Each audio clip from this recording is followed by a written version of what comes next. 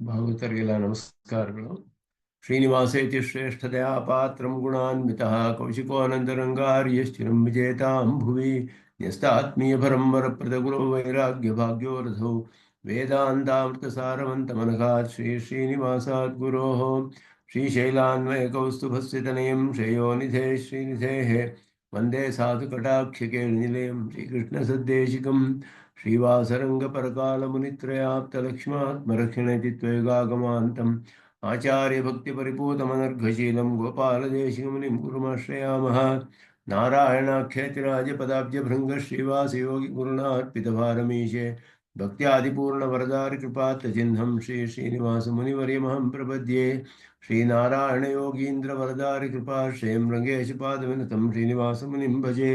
नव्यरङ्गयतीन्द्राङ्घ्रिपङ्कजभ्रमराहितं नव्यमङ्गलभूषं श्रीवरदारिगुरुं भजे। श्रीमान् वेङ्कटनाथार्य कवितार्किककेसरी वेदान्ताचार्यवर्यो मे सन्निधत्तां सदा हृदि यो नित्यमच्युतपदाम्बुजयुग्मरुक्मं व्यामोहतस्तरितराणि तृणाय मेने अस्मद्गुरोर्भगवतोऽस्य देकसिन्धो रामानुजस्य चरणं प्रपद्ये। विगाहे आमुनं तीर्थं साधुवृन्दावने स्थितं निरस्तजिह्मगस्पर्शेऽत्र कृष्णकथाधरः नाथेन मुनिनाथेन भवेयं नाथवानहं यस्य नैकमिकं दत्तं हस्तामलकथाङ्गतम् सारस्वतस्रोतो कुलामोदवासितं श्रुतीनां श्रमायालं शठारिं तमुपास्महे। वन्दे वैकुण्ठसेनान्यं देवं सूत्रवती सखं यद्वेत्र शिखरस्पन्दे विश्वमेतद्व्यवस्थितं सहधर्मचरीं शौरेः सम्मन्त्रितजगद्धिताम् अनुग्रहमयीं वन्दे नित्यमज्ञातनिग्रहां कमप्याद्यं गुरुं वन्दे कमलागृहमेधिनं प्रवक्ता छन्दसां वक्ता पञ्चरात्रस्य स्वयं ज्ञानानन्दमयं देवं निर्मलस्फटिकाकृतिम् आधारं सर्वविद्यानाम् हयग्रीवमुपास्महे। लक्ष्मीनेत्रोत्पलश्रीसरतपरिचयादेषु संवर्धमानः नाभीनाळीकरिङ्कण्मधुकरपटली दत्तहस्तावलम्बः अस्माकं सम्पदोघानविरलतुलसीदाम सञ्जातभूमा काळिन्दी कान्तिहारी कलयतु वपुषः कालिमा कैटभारेः। महादेशिकाय नमः। ತತ್ವಮುಕ್ತಾಕಲ್ಪದಲ್ಲಿ ಜೀವಸರ ಮೋಕ್ಷದ ವಿಷಯವನ್ನೆಲ್ಲ ಕೆಲವು ವಿಷಯಗಳನ್ನು ವಿಚಾರ ಮಾಡಿ ಮೋಕ್ಷಕ್ಕೆ ಅವಿದ್ಯಾ ನಿವೃತ್ತಿಯೇ ಮೋಕ್ಷ ಅಂತ ಹೇಳುವ ಪಕ್ಷಗಳು, ಇತರ ಪಕ್ಷಗಳಲ್ಲಿ ಮೋಕ್ಷವನ್ನು ಹೇಗೆ ನಿರೂಪಣೆ ಮಾಡಿರುವುದು ಶ್ರುತಿಗೆ ಅನುಗುಣವಾಗಿಲ್ಲ ಅನ್ನೋ ವಿಷಯದಲ್ಲಿ, ಅವಿದ್ಯಾ ವಿಷಯದಲ್ಲಿ ಬರುವಂತಹ ಆಕ್ಷೇಪಗಳನ್ನೆಲ್ಲ ಇಲ್ಲಿ ಅಲ್ಪಪತಿಗಳನ್ನು ಶ್ರೀಭಾಷ್ಯಾದಿಗಳಲ್ಲಿ ಭಾಷ್ಯಕಾರರು ಹೇಗೆ ನಿರೂಪಣೆ ಮಾಡಿದರೋ ಅದೇ ರೀತಿಯಲ್ಲಿ ಸ್ವಲ್ಪ ತರ್ಕಗಳನ್ನೆಲ್ಲ, ಅಧಿಕವಾದ ತರ್ಕಗಳನ್ನು ಅವರ ಗ್ರಂಥಗಳಲ್ಲಿ ಕಂಡುಬರೋದು, ಅದನ್ನು ಸೇರಿಸಿ ಸ್ವಾಮಿ ದೇಶಿಕನಲ್ಲಿ ವಿಚಾರ ಮಾಡ್ತಾ ಇದ್ದಾರೆ. ಅದರಲ್ಲಿ ಹಿಂದಿನ ಶ್ಲೋಕದಲ್ಲಿ ನೋಡಿದಾಗ ಉಪದೇಶ ಅನುಪಪತ್ತಿ ಅನ್ನೋದನ್ನ ತೋರಿಸಿದ್ರು. ಅದ್ವೈತ ಆತ್ಮ ಅದ್ವೈತವಾದದಲ್ಲಿ ಉಪದೇಶವೇ ಉಪಪನ್ನವಾಗೋದಿಲ್ಲ ಅಂತ ಹೇಳಿಬಿಟ್ಟು, ಒಬ್ಬ ಜ್ಞಾನಿಯಾದವನು ಉಪದೇಶ ಮಾಡಬೇಕಾದರೆ ಜ್ಞಾನಿಯಾದವನಿಗೆ ಜ್ಞಾನವಿದ್ದರೆ ಇನ್ನೊಬ್ಬನೇ ಇಲ್ಲದೆ ಇರೋದ್ರಿಂದ ಅದ್ವೈತ ಜ್ಞಾನ ಬಂದಿದ್ದರೆ ಉಪದೇಶ ಮಾಡೋಕ್ಕಾಗೋದಿಲ್ಲ. ಹಾಗೆ ಇನ್ನೊಬ್ಬನು ಇದ್ದಾನೆ ಅಂತ ತಿಳಿದ್ರೆ ಆಗ ಅವನು ಜ್ಞಾನ ಇಲ್ಲ ಅಂತಾನೆ ಅರ್ಥವಾಗ್ಬಿಡುತ್ತೆ, ಆಗಲೂ ಕೂಡ ಅರ್ಹತೆ ಇರೋದಿಲ್ಲ. ಈ ರೀತಿ ಉಪದೇಶವೇ ಉಪಪನ್ನವಲ್ಲ ಅನ್ನೋದನ್ನ ಹೇಳಿದ್ರು. ಉಪದೇಶ ಮಾಡಿದ್ರೂ ಕೂಡ ಫಲ ಸಿಗೋದಿಲ್ಲ ಅಂತ ಹೇಳ್ತಾರೆ. ಈಗ ಉಪದೇಶ ಮಾಡಿದ್ರು ಅದು ವಿಫಲವಾಗುತ್ತೆ, ಉಪದೇಶವೇ ಸಾಧ್ಯವಿಲ್ಲ ಅಂತ ಮೊದಲು ಹೇಳಿದ್ರು. ಈಗ ಉಪದೇಶವು ಫಲವನ್ನು ಕೊಡೋದಿಲ್ಲ, ವಿಫಲವಾಗುತ್ತೆ. ಯಾಕೆ ಅಂತ ಇಲ್ಲಿ ತಿಳಿಸ್ತಾರೆ. ಈಗ ನೈವಾಲಂ ಭ್ರಾಂತಿ ಬಾಧೆ ಪರಮಪಿ ತದಿದಂ ತತ್ವಮಸ್ಯಾದಿವಾಕ್ಯಂ ಭ್ರಾಂತೋಕ್ತಿರ್ಯದ್ವದಾದೌ ಶ್ರುತಿಕೃತ ನಿಖಿಲ ಭ್ರಾಂತಿ ಮೂಲತ್ವಬೋಧಾತ್ ರಜ್ಜೌ ಸರ್ಪಭ್ರಮೆ ಕಿಂ ಜನಯತಿ ವಿದಿತ ಭ್ರಾಂತವಾಕ್ಸರ್ಪಬಾಧಂ ಭ್ರಾಂತವಾಕ್ಸರ್ಪಬಾಧಂ ಸ್ವಪ್ನೇ ಹಿ ಸ್ವಪ್ನಬುದ್ಧ್ಯಾ ಕಿಮು ಗಳತಿ ಯದಾ ತತ್ರ ಚ ಸ್ವಾಪ್ನತಾಧೀಹಿ. ಇದರಲ್ಲಿ ಅನೇಕ ವಿಷಯಗಳನ್ನು ತರ್ಕದಿಂದಲೇ ಸಾಧಿಸೋದ್ರಿಂದ ತರ್ಕವನ್ನು ಬಹಳ ಅಧಿಕವಾಗಿ ಅವಲಂಬಿಸಿದರೆ ಅದಕ್ಕೆ ಪ್ರತಿತರ್ಕಗಳು ಮಾಡೋದು ಸಾಧ್ಯ. ಆದ್ದರಿಂದ ಆ ಪ್ರತಿತರ್ಕಗಳನ್ನು ಇಲ್ಲಿ ತೋರಿಸಿ ಅದರ ಮೂಲಕ ಅನುಪಪತ್ತಿಗಳನ್ನು ಸ್ವಾಮಿ ದೇಶಿಕನ್ ನಿರೂಪಣೆ ಮಾಡ್ತಾರೆ. ನೈವ ಅಲಂ ಭ್ರಾಂತಿ ಬಾಧೆ, ಭ್ರಾಂತಿಯನ್ನು ತಪ್ಪಿಸೋದಕ್ಕೆ ಸಾಲದು ಅಂತ ಹೇಳಿದ್ರು. ವಾಕ್ಯಾರ್ಥ ಜ್ಞಾನದ ಉಪದೇಶ ಭ್ರಾಂತಿಯನ್ನು ಹೋಗಿಸೋದಕ್ಕೆ ಸಾಧ್ಯವಿಲ್ಲ. ವಾಕ್ಯಾರ್ಥದಿಂದಲೇ ಭ್ರಾಂತಿ ಹೋಗೋದಕ್ಕೆ ಸಾಧ್ಯವಿಲ್ಲ. ಅದನ್ನ ಹೇಳ್ತಾರೆ ಇಲ್ಲಿ. ಯಾಕೆ ಅಂದ್ರೆ ಶ್ರುತಿಕೃತ ನಿಖಿಲ ಭ್ರಾಂತಿ ಮೂಲತ್ವ ಬೋಧಾತ್ ಆದೌ ಯದ್ವತ್ ತದಿದಂ ತತ್ವಮಸ್ಯಾದಿ ವಾಕ್ಯಂ ಆದೌ ಯದ್ವತ್ ಪರಮಪಿ ಭ್ರಾಂತಿ ಬಾಧೆ ನೈವ ಅಲಂ.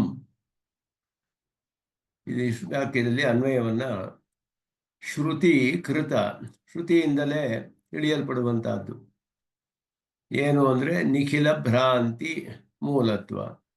ಬ್ರಹ್ಮವನ್ನು ಬಿಟ್ಟು ಮಿಕ್ಕಿದೆಲ್ಲವೂ ಮಿಥ್ಯೆ ಅನ್ನುವುದು ನಮಗೆ ಶ್ರುತಿಯಿಂದಲೇ ತಿಳಿದು ಬರ್ತಿದೆ. ಆ ನಿಶ್ಚಯ ಇರೋದ್ರಿಂದ ಆದೌ ಯದ್ವತ್, ಮೊದಲ ಸಲಿ ತತ್ವಮಸಿ ಅಂತ ಕೇಳುವಾಗ ಹೇಗೆ ಜೀವನಿಗೂ ಪರಮಾತ್ಮನಿಗೂ ಐಕ್ಯವನ್ನು ಬೋಧಿಸುತ್ತೆ ಇದು ತತ್ ತ್ವಮಸಿ ಅನ್ನೋದ್ರಲ್ಲಿ ವಿಶೇಷಣಗಳನ್ನೆಲ್ಲ ತೆಗೆದುಬಿಟ್ಟು ತತ್ ಅನ್ನುವುದು ಜಗದ್ ವ್ಯಾಪಾರಾದಿ ವಿಶಿಷ್ಟನಾದ ಪರಮಾತ್ಮನನ್ನ ತಿಳಿಸುತ್ತೆ. ತ್ವಂ ಅಂತ ಹೇಳೋದು ಈ ದೋಷವೆಲ್ಲ ಇರುವಂತಹ ಜೀವಾತ್ಮನನ್ನು ತಿಳಿಸುತ್ತೆ.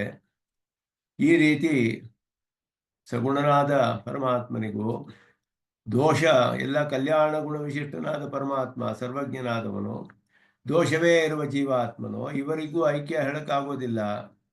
ಆದ್ದರಿಂದ ವಿಶೇಷಣಗಳನ್ನೆಲ್ಲ ತೆಗೆದುಬಿಟ್ಟು ಶ್ರುತಿಯ ಒಂದು ತಾತ್ಪರ್ಯ ಏನು ಈ ಬೋಧೆಯಲ್ಲಿ ಅಂತ ಹೇಳಿದ್ರೆ, ಈ ವಾಕ್ಯದಲ್ಲಿ ಚೇತನನಿಗೂ ಚೇತನನಿಗೂ ಐಕ್ಯವನ್ನು ಮಾತ್ರವೇ ಇಲ್ಲಿ ಬೋಧಿಸ್ತಾ ಇದೆ. ವಿಶೇಷಣಗಳು ಅಲ್ಲಿ ತಾತ್ಪರ್ಯವಲ್ಲ. ಶ್ರುತಿ ವಿಶೇಷಣಗಳನ್ನು ಉಪದೇಶಿಸ್ತಾ ಇಲ್ಲ. ಯಾಕೆ ಅಂದರೆ ವಿಶೇಷಣಗಳು ಪರಸ್ಪರ ವಿರುದ್ಧವಾಗಿದೆ. ಒಂದು ಕಲ್ಯಾಣ ಗುಣಗಳು, ಒಂದು ದೋಷಗಳು ಅಂದರೆ ಗುಣವೋ ದೋಷವೋ ಸೇರಕ್ಕೆ ಸಾಧ್ಯವಿಲ್ಲ. ಆದ್ದರಿಂದ ಇಲ್ಲಿ ಬರೀ ಚೇತನನ್ನು ಮಾತ್ರ ನಾವು ಸ್ವೀಕಾರ ಮಾಡಬೇಕು. ಇದಕ್ಕೆ ಜಹದ್ ಅಜಹಲ್ ಲಕ್ಷಣ ಅಂತ ಹೇಳಿದ್ರು. ಲಕ್ಷಣಾವೃತ್ತಿಯಲ್ಲಿ ತಿಳಿಸುತ್ತೆ ಶ್ರುತಿ. ಅನೇಕ ವಾಕ್ಯಗಳು ಲಕ್ಷಣಾವೃತ್ತಿಯಲ್ಲಿ ತಿಳಿಸುತ್ತೆ ಅನ್ನೋದು ಎಲ್ಲರೂ ಒಪ್ಕೊಳ್ತಾರೆ. ಕೆಲವು ಕಡೆ ಪ್ರತ್ಯಕ್ಷದಲ್ಲಿ ನೇರವಾಗಿ ನಮಗೆ ಬಾಧೆ ಇರುವ ಕಡೆಗಳಲ್ಲಿ ಪ್ರತ್ಯಕ್ಷವಾಗಿ ನೇರವಾಗಿ ಶ್ರುತಿಯ ಅರ್ಥವನ್ನು ತಿಳಿಯಕ್ಕೆ ಸಾಧ್ಯವಿಲ್ಲ. ಲೋಕದಲ್ಲಿಯೂ ಆ ವ್ಯವಹಾರವಿದೆ. ಆದ್ದರಿಂದ ಇಲ್ಲಿಯೂ ಕೂಡ ಈ ವಾಕ್ಯದಲ್ಲಿಯೂ ಲಕ್ಷಣವೇ ತೆಗೆದುಕೊಳ್ಬೇಕು, ಗುಣಗಳೇ ಇಲ್ಲ ಅನ್ನುವುದೇ ತಾತ್ಪರ್ಯ ಅನ್ನೋದನ್ನ ಅವರು ಹಾಗೆ ಸ್ವೀಕಾರ ಮಾಡ್ತಾರೆ, ನಿರೂಪಣೆ ಮಾಡ್ತಾರೆ. ಇಲ್ಲಿ ತತ್ವಂ ಅನ್ನುವಾಗ ಜೀವನಿಗೂ ಪರಮಾತ್ಮನಿಗೂ ಐಕ್ಯ ಒಂದೇ, ಎರಡು ಅನ್ನೋದು ತಿಳಿಸ್ತಾ ಇದೆ. ಚೇತನನು ಒಂದೇ, ನೀನೇ ಅಪರಮಾತ್ಮ ಅಂತ ಹೇಳೋ ಹಾಗೆ. ಆದ್ದರಿಂದ ಈ ತತ್ವಮಸಿ ವಾಕ್ಯ ಮೊದಲ ಸತಿ ಕೇಳಿದ್ರೆ ಜೀವ ಪರಮಾತ್ಮರ ಐಕ್ಯವನ್ನು ಹೇಗೆ ಬೋಧಿಸುತ್ತೋ, ಕಡೆಯಲ್ಲಿ ಕೇಳುವಾಗಲೂ, ಮೊದಲು ಕೇಳಿದಾಗಲೂ ಕಡೆಯಲ್ಲಿ ಕೇಳುವಾಗಲೂ, ಅಂದರೆ ಮೊದಲು ಕೇಳಿದಾಗ ಅವನಿಗಿನ್ನು ಮನಸ್ಸಿನ ಶುದ್ಧಿ ಎಲ್ಲ ಉಂಟಾಗಿಲ್ಲ. ಅವನ ಕರ್ಮಜ್ಞಾನ, ಕರ್ಮಯೋಗ, ಭಕ್ತಿಯೋಗ ಎಲ್ಲ ಮಾಡಿ ಶುದ್ಧತೆ ಏಕಾಗ್ರತೆ ಎಲ್ಲ ಪಡೆದುಕೊಳ್ತಾನೆ, ಮನನ ಎಲ್ಲ ಮಾಡ್ತಾನೆ. ಇದಾದ ಮೇಲೆ ತತ್ವಮಸಿ ಅಂತ ಹೇಳಿದಾಗ ಜ್ಞಾನ ಉಂಟಾಗುತ್ತೆ. ಆರಂಭದಲ್ಲಿ ಕೇಳಿದ ತತ್ವಮಸಿಯು ಭ್ರಾಂತಿಯೇ, ಕಡೆಯಲ್ಲಿ ಕೇಳುವ ತತ್ವಮಸಿಯು ಭ್ರಾಂತಿಯೇ. ಈ ಎರಡು ವಾಕ್ಯಗಳಲ್ಲಿ ಯಾವ ವ್ಯತ್ಯಾಸವೂ ಇಲ್ಲವಲ್ಲ, ಎರಡೂ ಭ್ರಾಂತಿ ತಾನೆ. ಹೇಗೆ ಉಂಟು ಮಾಡುತ್ತೆ ನಿಮಗೆ ಕಡೆಯಲ್ಲಿ ಮಾತ್ರ ಫಲಾನ? ಹಾಗೆ ಮಾಡಿದ್ರೆ ಮೊದಲಿಗೆ ಉಂಟು ಮಾಡಬೇಕಾಗಿತ್ತು. ಮೊದಲನೇ ಕೇಳಿದ ವಾಕ್ಯದಂತೆ ಕೊನೆಯ ವಾಕ್ಯವು ಭ್ರಾಂತಿ ವಾಕ್ಯವೇ. ಜಗದ್ಭ್ರಾಂತಿಯನ್ನ ನಿವೃತ್ತಿಗೊಳಿಸಕ್ಕೆ ಸಮರ್ಥವಾಗೋದಿಲ್ಲ. ಅದಕ್ಕೆ ದೃಷ್ಟಾಂತವನ್ನು ಹೇಳ್ತಾರೆ. ರಜ್ಜವು ಸರ್ಪಭ್ರಮೆ ವಿದಿತ ಭ್ರಾಂತ ವಾಕ್. ರಜ್ಜವು ಸರ್ಪಭ್ರಮೆ ಕಿಂ ಜನಯತಿ ವಿದಿತ ಭ್ರಾಂತ ವಾಕ್ ಸರ್ಪಬಾಧಂ. ವಿದಿತ ಭ್ರಾಂತ ವಾಕ್ ಅಂದ್ರೆ ಇವನು ಭ್ರಾಂತ ಅಂತ ತಿಳಿದಿದ್ದಾನೆ ಒಬ್ಬರಿಗೆ, ಅವನ ವಾಕ್ಯ ಅಂತ ಅರ್ಥ. ವಿದಿತ ಭ್ರಾಂತ ಅಂದ್ರೆ ಭ್ರಾಂತ ಅಂತ ತಿಳಿದವನು, ತಿಳಿಯಲ್ಪಟ್ಟವನು. ಇವನಿಗೆ ಭ್ರಾಂತಿ ಇದೆ, ಇವನು ಪ್ರಾಮಾಣಿಕನಲ್ಲ ಅಂತ ಮೊದಲೇ ತಿಳಿದು ಬಿಟ್ಟಿದ್ರೆ ಅವನ ವಾಕು, ಅವನ ಮಾತುಗಳು ಈ ಸರ್ಪಭ್ರಮೆಯನ್ನ ಹೋಗಿಸಕ್ಕೆ ಸಾಧ್ಯವೇ? ಸರ್ಪಭಾತಂ ಕಿಂ ಜನಯತಿ, ಸರ್ಪ ಅಲ್ಲ ಅಂತ ಅವನು ಹೇಳಿದ್ರೆ, ಅವನು ಮೊದಲೇ ಭ್ರಾಂತ ಅಂತ ನಮ್ಗೆ ತಿಳಿದಿದ್ರೆ ಯಾರಾದರೂ ಅವನ ಮಾತನ್ನು ನಂಬ್ತಾರಿಯೇ? ಆ ಭಯ ಹೋಗೋದಿಲ್ಲ.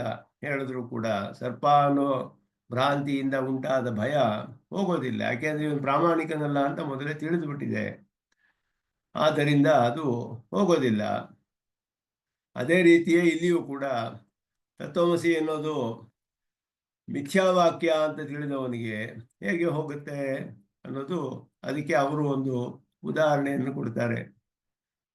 ಸ್ವಪ್ನದ ಉದಾಹರಣೆಯನ್ನು ಕೊಟ್ಟು ಸ್ವಪ್ನದಲ್ಲಿ ಹೋಗುತ್ತಲ್ಲ ಈ ರೀತಿ ಅಂತ ಹೇಳ್ತಾರೆ. ಅಲ್ಲಿಯೂ ಕೂಡ ಹೋಗೋದಿಲ್ಲ ಅಂತ ಇಲ್ಲಿ ಸ್ವಾಮಿ ದೇಶಿಕನ್ ನಿರೂಪಣೆ ಮಾಡ್ತಾರೆ. ಸ್ವಪ್ನೇ ಅಹಿಹಿ ಸ್ವಪ್ನ ಬುದ್ಧ್ಯಾ ಕಿಮುಗಳತಿ ಯದಾ ತತ್ರ ಚ ಸ್ವಪ್ನತಾಧೀಹಿ. ಅಹಿಹಿ ಅಂದ್ರೆ ಸರ್ಪ. ಸ್ವಪ್ನದಲ್ಲಿ ಸರ್ಪವು, ಸ್ವಪ್ನದಲ್ಲಿ ಇವನಿಗೆ ರಜ್ಜು ಸರ್ಪ ಅಂತ ತಿಳಿದಿದೆ. ಒಂದು ಸ್ವಪ್ನ ಬೀಳುತ್ತೆ. ಆ ಸ್ವಪ್ನದಲ್ಲಿ ಇದು ಸರ್ಪವಲ್ಲ ಅಂತ ಇನ್ನೊಂದು ಸ್ವಪ್ನ ಬೀಳುತ್ತೆ.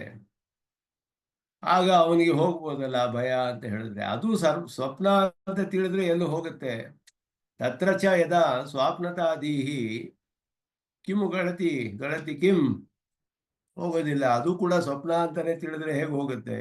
ಯಾಕೆ ಈಗ ಹೇಳ್ತಿದ್ದಾರೆ ಸ್ವಪ್ನದ ವಿಷಯ ಅಂದ್ರೆ, ಪ್ರಪಂಚವೆಲ್ಲ ಸ್ವಪ್ನ ಅಂತ ಹೇಳ್ತಾರೆ ಬೌದ್ಧರು ಹೇಳೋ ಹಾಗೆ. ಎಲ್ಲವೂ ಸ್ವಪ್ನದಂತೆ, ಯಾವುದು ಸತ್ಯವಲ್ಲ. ಸ್ವಪ್ನಜ್ಞ ಹೇಗೂ ಹೋಗ್ಬಿಡುತ್ತೋ ಪದಾರ್ಥಗಳು, ನಾವು ಎಚ್ಚೆತ್ತಾಗ ಇವಾಗ ಕಾಣ್ತಿರೋದು ಎಲ್ಲ ಸ್ವಪ್ನವೇ, ಇದು ಯಾವುದು ಇಲ್ಲ, ಇದೆಲ್ಲ ಮಿಥ್ಯೆ ಅಂತ ಹೇಳಿದಾಗ, ಸ್ವಪ್ನದಲ್ಲಿ ಇನ್ನೊಂದು ಸ್ವಪ್ನ ಕಂಡು ಹಾಗಿದೆ. ಇದು ರಜ್ಜು ಸರ್ಪ ಅನ್ನೋದು ಒಂದು ಸ್ವಪ್ನವೇ, ಸರ್ಪ ಅಲ್ಲ ಇದು ಅಂತ ಇನ್ನೊಬ್ಬನು ಹೇಳೋದು ಅದು ಸ್ವಪ್ನವೇ. ಇಲ್ಲಿ ನಡೀತಿರೋದೆಲ್ಲ ಬರೀ ವ್ಯವಹಾರ ತಾನೇ, ಸ್ವಪ್ನ ಪರಮಾರ್ಥವಲ್ಲ. ಸ್ವಪ್ನದಲ್ಲಿ ಇದು ಸ್ವಪ್ನ ಅಂತ ತಿಳಿದ್ರೆ ಆವಾಗ ಒಬ್ಬ ಹೇಳ್ತಾ ಇರೋನು ತತ್ವಮಸಿ ಅಂತ ಹೇಳೋದು ಅದು ಕೂಡ ಸ್ವಪ್ನವೇ, ಅದು ಕೂಡ ಮಿಥ್ಯಾವಾಕ್ಯ ಅಂತ ತಿಳಿದಾಗ, ಸ್ವಪ್ನದಲ್ಲಿಯೂ ಸ್ವಪ್ನ ಅಂತ ಬುದ್ಧಿ ಬಂದ್ರೆ ಹೇಗೆ ಹೋಗುತ್ತೆ? ಹೋಗೋದಿಲ್ಲ. ಸತ್ಯ ಅಂತ ತಿಳಿದ್ರೇನೆ ಹೋಗೋದು. ಅದನ್ನ ಇಲ್ಲಿ ಹೇಳ್ತಾರೆ 2ನೇ ಭಾಗದಲ್ಲಿ. ಕನಸಿನಲ್ಲಿ ಹಗ್ಗಾನ ಹಾವು ಅಂತ ಭ್ರಮಿಸಿದಾಗ, ಸ್ವಪ್ನದಲ್ಲೇ ಇನ್ನೊಬ್ಬ ಇದು ಹಾವಲ್ಲ ಅಂತ ಹೇಳಿದ್ರೆ ಆ ಭ್ರಮ ಹೋಗುತ್ತಲ್ಲ ಅಂತ ಹೇಳಿದ್ರೆ, ಎರಡೂ ಮಿಥ್ಯೆ ಅನ್ನೋ ಜ್ಞಾನದಿಂದ ಮೊದಲನೇ ಜ್ಞಾನ ಬಾಧಿತವಾಗುತ್ತೆ. ಮಿಥ್ಯೆ ಎರಡು ಆದರೂ ಬಾಧಿತವಾಗೋದಿಲ್ವೇ ಅಂತ ಕೇಳಿದ್ರೆ, ಅದು ಸ್ವಪ್ನ ಅಂತ ತಿಳಿದ್ರೆ ಬಾಧಿತವಾಗಲ್ಲ. ಅದು ಸತ್ಯ ಅಂತ ತಿಳಿದ್ರೆ, ಪ್ರಾಮಾಣಿಕನಾದವನು ಹೇಳ್ತೀರಾ ಅಂತ ಹೇಳಿದ್ರೆ ಬಾಧಿತವಾಗಬಹುದು. ಅದು ಕೂಡ ಸ್ವಪ್ನವೇ ಅಂತ ತಿಳಿದು ಬಿಟ್ರೆ ಹೋಗೋದಿಲ್ಲ. ಅದು ಲೋಕದಲ್ಲೆಲ್ಲ ವ್ಯವಹಾರವಾದ್ರಿಂದ ಅವನಿಗೆ ಭಕ್ತಿಯೋಗ ಮಾಡಿದ ಮೇಲೂ ಅದು ಮಿಥ್ಯಾ ಅಂತಾನೆ ಅವನಿಗೆ ತಿಳಿಯೋದು. ಕರ್ಮಯೋಗ ಭಕ್ತಿಯೋಗ ಮಾಡಿದಾಗ ಇನ್ನು ಬಲವಾಗಿ ತಿಳಿಬೇಕು ಎಲ್ಲ ಮಿಥ್ಯೆ ಅಂತ. ಮೊದಲಿಗೂ ಮಿಥ್ಯೆ ಅಂತಾನೆ ತಿಳಿದಿರ್ತಾನೆ, ಆಮೇಲೂ ಮಿಥ್ಯೆ. ಆದ್ದರಿಂದ ಇವನಿಗೆ ಅದು ಹೋಗಕ್ಕೆ ಸಾಧ್ಯವಿಲ್ಲ. ತತ್ವಮಸಿ ವಾಕ್ಯ ಜ್ಞಾನ ಮಿಥ್ಯೆ ಆದರೂ ಕೂಡ ಪ್ರಪಂಚ ಭ್ರಮೆ ನಿಲ್ಲಿಸುತ್ತೆ ಅಂದ್ರೆ ಇದು ಹೇಳ್ತಾರೆ. ಸ್ವಪ್ನದಲ್ಲಿ ಹುಟ್ಟಿದ ಬಾಧಕ ಜ್ಞಾನ, ಅದರಲ್ಲಿ ಮಿಥ್ಯೆ ಅನ್ನೋ ಜ್ಞಾನ ಬಂದ್ಬಿಟ್ರೆ ಆ ಸ್ವಪ್ನ ಭ್ರಮೆ ನಿವೃತ್ತಿ ಆಗೋದಿಲ್ಲ ಅಂತ ಹೇಳ್ಬಿಟ್ಟು ಅದನ್ನ ಅಲ್ಲಿ ವಿವರಿಸ್ತಾರೆ. ಒಬ್ಬ ಸತ್ಯವಾದ ರಜತ ಜ್ಞಾನ ಬಂದ್ರೆ ಇದನ್ನ ವ್ಯತಿರೇಕ ಉದಾಹರಣೆಯಿಂದ ಹೇಳ್ತಾರೆ. ಇದರಲ್ಲಿ ನಿಜವಾಗಿಯೂ ಒಂದು ಬೆಳ್ಳಿ ಬಿದ್ದಿರುತ್ತೆ ಅಲ್ಲಿ. ಆ ಬೆಳ್ಳಿಯನ್ನ ಇವನು ನೋಡಿ ಬೆಳ್ಳಿ ಅಂತ ಅನ್ಕೊಂಡ. ಪಕ್ಕದಲ್ಲಿ ಒಬ್ಬ ಇವನು ಸ್ವಲ್ಪ ವಂಚನೆ ಮಾಡೋಣ ಅಂತ ಹೇಳ್ಬಿಟ್ಟು ಬೆಳ್ಳಿ ಅಲ್ಲ ಬರೀ ಕಪ್ಪೆ ಚಿಪ್ಪು ಅಂತ ಹೇಳ್ತಾನೆ. ಹೇಳಿದಾಗ ಇವನು ನಂಬಿಟ್ಟು ಹೊಟ್ಟೋಗ್ಬೋದು. ಆವಾಗ ಏನಾಗುತ್ತೆ? ಸತ್ಯವಾದ ರಜತ ಜ್ಞಾನ ಮಿಥ್ಯೆಯಾದ ಶುಕ್ತಿ ಜ್ಞಾನದಿಂದ ಬಾಧಿತವಾಗುತ್ತೆ. ಆದ್ದರಿಂದ ನಿವರ್ತಕ ಜ್ಞಾನ ಸತ್ಯವೇ ಆಗಿರ್ಬೇಕು ಅಂತನೋ ಮಿಥ್ಯೆ ಆಗಿರ್ಬೇಕು ಅನ್ನೋದು ನಿಯಮ ಇಲ್ಲ ಅಂತ ಪೂರ್ವ ಪಕ್ಷಿ ಹೇಳ್ತಾನೆ. ಸತ್ಯವಾಗಿರೋದಕ್ಕೂ ಅವನು ವಂಚನೆ ಮಾಡೋಕ್ಕೋಸ್ಕರ ಹೇಳ್ಬೋದಲ್ಲ. ಹಾಗೆ ಹೇಳಿದ್ರು ಅದು ಅವನು ಅವನು ಕಪೆ ಚಿಪ್ಪು ಅಂದ್ಕೊಂಡು ಬಿಟ್ಟು ಹೊಟ್ಟೋಗ್ತಾನೆ. ಯಾಕೆ ಅಂದ್ರೆ ಅವನು ಪ್ರಾಮಾಣಿಕ ಅಂತ ತಿಳಿದಿದ್ದಾನೆ. ಆದ್ರೆ ಅವನು ವಂಚಕ, ನಿಜವಾಗಿಯೂ ಪ್ರಾಮಾಣಿಕನಲ್ಲ. ಇವನು ವಂಚನೆ ಮಾಡಬೇಕು ಅಂತ ಹೇಳ್ಬಿಟ್ಟು ಇದು ಬೆಳ್ಳಿ ಅಲ್ಲ ಇದು ಬರೀ ಕಪ್ಪೆ ಚಿಪ್ಪು ಅಂತ ಹೇಳಿದ್ರೆ ಇವನು ನಂಬಿಟ್ಟು ಬಿಟ್ಬಿಟ್ಟು ಹೊಟ್ಟೋಗ್ಬೋದು. ಆಗ ಅವನು ಹೇಳಿದ್ದು ಸರಿಯಾದ ಜ್ಞಾನವಲ್ಲ. ಆದರೆ ನಿವರ್ತಕ ಜ್ಞಾನ ಸತ್ಯ ಆಗಿರ್ಬೇಕಾ, ಅವನು ಸುಳ್ಳನ್ನೇ ಹೇಳ್ದ. ಸುಳ್ಳಾಗಿದ್ರು ಕೂಡ ಅದು ನಿವೃತ್ತಿ ಆಗ್ಬೋದಲ್ಲ. ಆದ್ದರಿಂದ ಮಿಥ್ಯೆನೇ ಆಗಿರ್ಬೇಕು ಅಂತ ಏನಿಲ್ಲ ನಿವೃತ್ತಿ ಜ್ಞಾನ. ನಿವರ್ತ ಜ್ಞಾನದಲ್ಲಿ ಅದರಿಂದ ಏನು ನಮಗೆ ಇದನ್ನು ತಿಳಿಯುತ್ತೆ ಅಂದ್ರೆ, ನಿವರ್ತಕವಾದ ಜ್ಞಾನ ಮಿಥ್ಯೆಯೋ ಸತ್ಯವೋ ಅನ್ನು ತಿಳಿಯೋದೇ ಮುಖ್ಯ. ನಿವರ್ತಕ ಜ್ಞಾನದಲ್ಲಿ ಮಿಥ್ಯೆ ಅನ್ನುವ ಜ್ಞಾನವಿಲ್ಲದಿದ್ದರೆ ಮಾತ್ರ ಬಾಧಕವಾಗುತ್ತೆ, ಇಲ್ಲದೆ ಹೋದರೆ ಆಗಲ್ಲ. ಪ್ರಕೃತದಲ್ಲಿ ಬ್ರಹ್ಮ ವ್ಯತಿರಿಕ್ತ ಸರ್ವವೂ ಮಿಥ್ಯೆ ಅನ್ನೋ ಜ್ಞಾನ ಬಂದಾಗ ತತ್ವಮಸಿ ಜ್ಞಾನವು ಮಿಥ್ಯೆ ಅನ್ನೋ ಜ್ಞಾನ ಬರೋದ್ರಿಂದ ಪ್ರಪಂಚ ಭ್ರಮೆ ನಿವೃತ್ತಿ ಆಗೋದಿಲ್ಲ. ಇಲ್ಲಿ ಒಬ್ಬರು ನಿವರ್ತಕ ಜ್ಞಾನ ಅನ್ನೋದು ದೋಷವನ್ನು ಹೋಗಿಸುವಂತಹದ್ದು. ನಿವರ್ತಕ ಜ್ಞಾನವು ಅಜ್ಞಾನವನ್ನು ಹೋಗಿಸ್ಬೇಕು, ಅದು ನಿವೃತ್ತಿ ಮಾಡುವಂತಹ ಜ್ಞಾನ. ಅಜ್ಞಾನ ಉಂಟಾಗಿದೆ, ಹಗ್ಗವನ್ನು ನೋಡಿ ಸರ್ಪ ಅಂತ ತಿಳಿದ, ಅದು ಅಜ್ಞಾನ. ಅದನ್ನ ಹೋಗಿಸ್ಬೇಕು ಒಂದು ಜ್ಞಾನ. ಆ ಜ್ಞಾನ ಸತ್ಯ ಅಂತ ತಿಳಿದ್ರೆ ಮಾತ್ರವೇ ಇದು ಹೋಗುತ್ತೆ ಹೊರತು ಅದು ಮಿಥ್ಯೆ ಅಂತ ತಿಳಿದ್ರೆ ಹೋಗೋದಿಲ್ಲ. ಆದ್ದರಿಂದ ಇಲ್ಲಿ ಅದನ್ನೇ ಹೇಳ್ತಾ ಇರೋದು, ಪ್ರಪಂಚವು ಮಿಥ್ಯೆ ಅನ್ನೋದು ನಿಮಗೆ ಶ್ರುತಿಯಿಂದಲೇ ತಿಳಿಯುತ್ತೆ ಅಂದರೆ ಆ ಶ್ರುತಿಯು ಮಿಥ್ಯೆ ಅಂತ ಮೊದಲೇ ತಿಳಿದಿರೋದ್ರಿಂದ ಈ ಜ್ಞಾನ ಹೋಗಕ್ಕೆ ಸಾಧ್ಯವಿಲ್ಲ. ಸತ್ಯ ಅಂತ ತಿಳಿದಿದ್ರೆ ಮಾತ್ರವೇ ಹೋಗ್ಬೋದು. ಅದನ್ನ ಇಲ್ಲಿ ನಿರೂಪಣೆ ಮಾಡ್ತಾ ಇದ್ದಾರೆ. ಎಲ್ಲ ವಾದಗಳು ಸುಲಭ ಆಗಿರೋ ಹಾಗಿದೆ, ಆದರೆ ಅದೇ ರೀತಿಯಲ್ಲಿ ಹಾಗೆಯೇ ಅಲ್ಲಿ ನಿರೂಪಣೆ ಮಾಡೋದು ಅದೇ ರೀತಿಯಲ್ಲಿಯೇ ಇದೆ ಅವರ ಗ್ರಂಥಗಳಲ್ಲಿ. ಅದನ್ನೇ ಸಂಸ್ಕೃತದಲ್ಲಿಯೂ ಕೂಡ ವಿವರಿಸ್ತಾರೆ. ಇದರಲ್ಲಿ ಸ್ವಲ್ಪ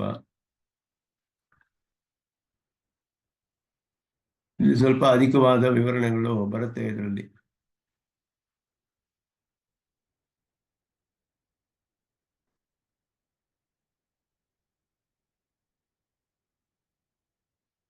ನಿರ್ವಿಶೇಷ ಅದ್ವೈತವಾದವು ಕೂಡ ಐಕಾತ್ಮ್ಯವಾದವೇ. ಅದಕ್ಕೆ ಅದರದೇ ಒಂದು ಇನ್ನೊಂದು ರೂಪ ಅಂತ ಹೇಳಲ್ಪಡುತ್ತೆ. ನಿರ್ವಿಶೇಷ ಐಕಾತ್ಮ್ಯವಾದ ಅಪರ ಪರ್ಯಾಯೇ ನಿರ್ವಿಶೇಷ ಅದ್ವೈತವಾದೆ ಉಪದೇಶ ಅನುಪಪತ್ತಿವತ್ ಅನ್ಯಾಂ ಅಪಿ ಅನುಪಪತ್ತಿ ಮಾಹ. ಇನ್ನೊಂದು ಅನುಪಪತ್ತಿಯನ್ನು ತೋರಿಸ್ತಾರೆ. ಉಪದೇಶವು ಉಪಪನ್ನವಲ್ಲ ಅಂತ ಹೇಳಿ ಈಗ ನಿಮ್ಮ ಶ್ರುತಿಯಿಂದ ಉಂಟಾಗುವ ಜ್ಞಾನ ಈ ಅವಿದ್ಯೆಯನ್ನು ಹೋಗಿಸುತ್ತೆ ಅನ್ನೋದು ಕೂಡ ಸಾಧ್ಯವಿಲ್ಲ.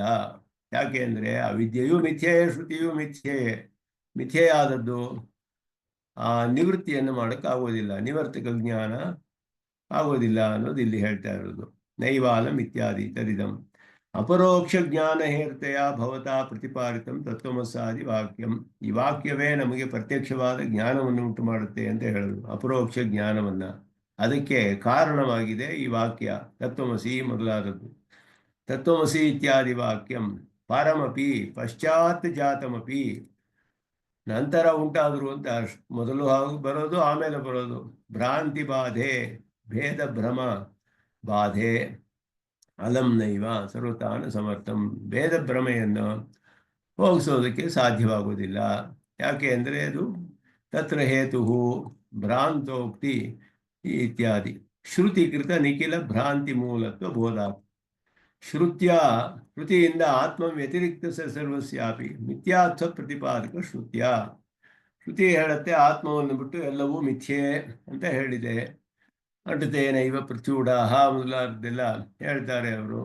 ನೇಹನಾನಾಸ್ತಿ ಕಿಂಚನ ಅಮೃತೇನೈವ ಪ್ರತ್ಯೂಢಾಹ, ಈ ವಾಕ್ಯಗಳನ್ನೆಲ್ಲ ತೆಗೆದುಕೊಂಡು ಮಿಕ್ಕಿದೆಲ್ಲ ಈ ಭೇದ ಅನ್ನೋದು ಸ್ವಲ್ಪವೂ ಇಲ್ಲ, ಅಭೇದವೇ ತತ್ವ ಅಂತ ನಿರೂಪಣೆ ಮಾಡೋದು. ಅಯಮಾತ್ಮ ಬ್ರಹ್ಮ ಇದೆಲ್ಲ ಹೇಳಿ, ಆದ್ದರಿಂದ ಆತ್ಮ ವ್ಯತಿರಿಕ್ತವಾದ ಎಲ್ಲವೂ ಮಿಥ್ಯೆ ಅಂತ ಶ್ರುತಿ ಹೇಳ್ತಾ ಇದೆ.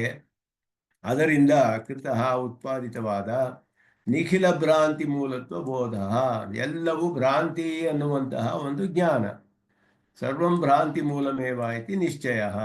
ತಸ್ಮಾತ್ ಆದೌ ಯದ್ವತ್ ಉಪದೇಶಾತ್ ಪೂರ್ವಂ ಯಥಾ, ಜ್ಞಾನಿ ಉಪದೇಶ ಮಾಡಿದ್ರೆ ಸಿಗುತ್ತೆ ಅಂದ್ರು. ಇಲ್ಲೇ ಹೋದರೆ ಅಧ್ಯಯನ ಮಾಡುವಾಗ ಆ ವಾಕ್ಯಾರ್ಥವನ್ನು ತಿಳಿದುಕೊಳ್ಳುವಾಗ ಆರಂಭದಲ್ಲಿ ಹೋಗೋದಿಲ್ಲ. ಅದಾದ ಮೇಲೆ ಅವನಿಗೆ ಮನಃಶುದ್ಧಿ ಎಲ್ಲ ಬರಬೇಕು. ಅವನಿಗೆ ಸಿದ್ಧನಾಗಿರುವಾಗ ಉಪದೇಶವನ್ನು ಕೇಳಿದ್ರೆ ಹೋಗ್ಬಿಡುತ್ತೆ. ಅದು ಆರಂಭದಲ್ಲಿಯೂ ಕಡೆಯಲ್ಲಿಯೂ ಎರಡು ಸತಿನೂ ಅದು ಮಿಥ್ಯಾ ಅಂತ ಇವನಿಗೆ ಚೆನ್ನಾಗಿ ತಿಳಿದಿದೆ. ತಥೈವ ಭ್ರಾಂತೋಕ್ತಿ ಭ್ರಾಂತ ಪುರುಷ ವಚನ ರೂಪಾಯತಃ ಭ್ರಾಂತವಚನ ರೂಪತ್ವ ಅವಿಶೇಷಾತ್ ಅಲಂ ನೈವ, ಆಗೋದಿಲ್ಲ ಅಂತ ಹೇಳಿದ್ರು. ಅದನ್ನ ರಜ್ಜು ಸರ್ಪ ಇದರಲ್ಲಿ ಭ್ರಾಂತಃ ಅಂತ ಒಬ್ಬ ತಿಳಿದು ಬಿಟ್ರೆ ಆವಾಗ ಅದು ಹೋಗೋದಕ್ಕೆ ಸಾಧ್ಯವಿಲ್ಲ.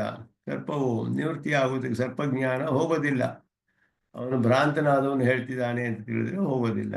ಆದ್ದರಿಂದ ತದ್ವತ್ ಪ್ರಕೃತೆ ತತ್ವಮಸಿ ವಾಕ್ಯಮಪಿ ಬ್ರಹ್ಮ ಭಿನ್ನತ್ವಾತ್ ಮಿಥ್ಯೈವ ತತ್ವಮಸಿ ಎನ್ನುವ ವಾಕ್ಯವು ಬ್ರಹ್ಮನಿಗಿಂತ ಬೇರೆಯಾದದ್ದು ಶ್ರುತಿ, ಅದು ಕೂಡ ಮಿಥ್ಯೆಯೇ. ಆದ್ದರಿಂದ ಇದು ಪ್ರಪಂಚದ ಭ್ರಮೆಯನ್ನು ನಿವೃತ್ತಿ ಮಾಡೋಕ್ಕೆ ಸಾಧ್ಯವಿಲ್ಲ ಅನ್ನೋದನ್ನ ನಿವರ್ತಕ ಜ್ಞಾನ ಅನುಪಪತ್ತಿ, ಇದು ಕೂಡ ಒಂದು ಅವಿದ್ಯೆಯ ಅನುಪಪತ್ತಿ, ನಿವರ್ತಕ ಅನುಪಪತ್ತಿ ಅಂತ ಹೇಳ್ಬಿಟ್ಟು ಭಾಷಿಕಾರರು ಶ್ರೀಭಾಷ್ಯದಲ್ಲಿ ನಿರೂಪಣೆ ಮಾಡಿರುವಂತಹದ್ದು. ಆಗ ಅವರು ಸ್ವಪ್ನವನ್ನು ದೃಷ್ಟಾಂತವನ್ನಾಗಿ ಹೇಳ್ತಾರೆ. ಸ್ವಪ್ನ ಏವ ದೃಷ್ಟಾಂತಹ ಅಂತ ಹೇಳ್ಬಿಟ್ಟು ಸ್ವಪ್ನ ದೃಷ್ಟಾಂತದಲ್ಲಿ ಅಲ್ಲಿಯೂ ಕೂಡ ಇದು ಇನ್ನೊಂದು ಸ್ವಪ್ನವೂ ಕೂಡ ಸ್ವಪ್ನವೇ ಅಂತ ತಿಳಿದ್ರೆ ಅದು ಹೋಗೋದಿಲ್ಲ. ಆದ್ದರಿಂದ ಇಲ್ಲಿ ಅದಲ್ಲದೆ ಕೆಲವು ಕಡೆ ಇಲ್ಲಿ ಸ್ವಲ್ಪ ವಿವರವಾಗಿ ಸ್ವಲ್ಪ ಅಧಿಕವಾಗಿ ವಿವರಿಸ್ತಾರೆ ಆಚಾರ್ಯರು ಈ ಗ್ರಂಥದಲ್ಲಿ.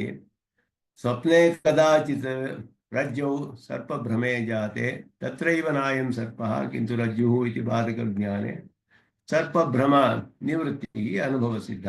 ಸ್ವಪ್ನದಲ್ಲಿಯೇ ಹೋಗ್ಬಿಡ್ಬೋದು ಕೆಲವು ಸತಿ ಅಂತ ಹೇಳಿದ್ರು.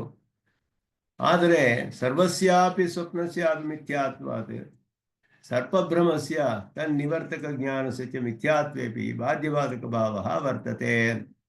ಇಲ್ಲಿ ಬಾಧ್ಯಬಾಧಕ ಭಾವ ಇದೆ, ಎಲ್ಲವೂ ಮಿಥ್ಯೆ ಆಗಿದ್ರು ಸರ್ಪದಲ್ಲಿಯೇ ನಮಗೆ ಸರ್ಪ ಅಂತ ಅಲ್ಲ ಅಂತ ತಿಳಿದ್ರೆ ಭಯ ಹೋಗಬಹುದು ಸ್ವಪ್ನದಲ್ಲಿಯೂ ಕೂಡ. ಜಾಗತೋಪಿ ಸ್ವಪ್ನವದೇವ ಅವಿಚಾರಿತ ರಮಣೀಯತ್ವೇನ ತದೃಷ್ಟಾಂತೇನ ಸರ್ವಂ ಸಂಗಚ್ಯತೆ. ಎದ್ದಿರುವಾಗಲೂ ಹೀಗೆ ಆಗಬಹುದು. ಆದ್ದರಿಂದ ಇಲ್ಲಿಯೂ ಕೂಡ ಅದೇ ರೀತಿಯಲ್ಲಿ ಸ್ವಪ್ನದಂತೆಯೇ ಎಲ್ಲವೂ ಕಂಡು ಬರ್ತಾ ಇದೆ, ಇಲ್ಲಿಯೂ ಕೂಡ ಅದು ಹೋಗಬಹುದು ಅಂತ ಹೇಳಿದಾಗ ಅದಕ್ಕೆ ಹೇಳ್ತಾರೆ, ಅವರು ಶಂಕರಾಚಾರ್ಯರ ವಾಕ್ಯವನ್ನು ತೆಗಿತಾರೆ. ಇಲ್ಲಿ ಇದೆಲ್ಲ ಅಧಿಕವಾದ ವಿಷಯ ಅಂತ ಹೇಳ್ತಾರೆ.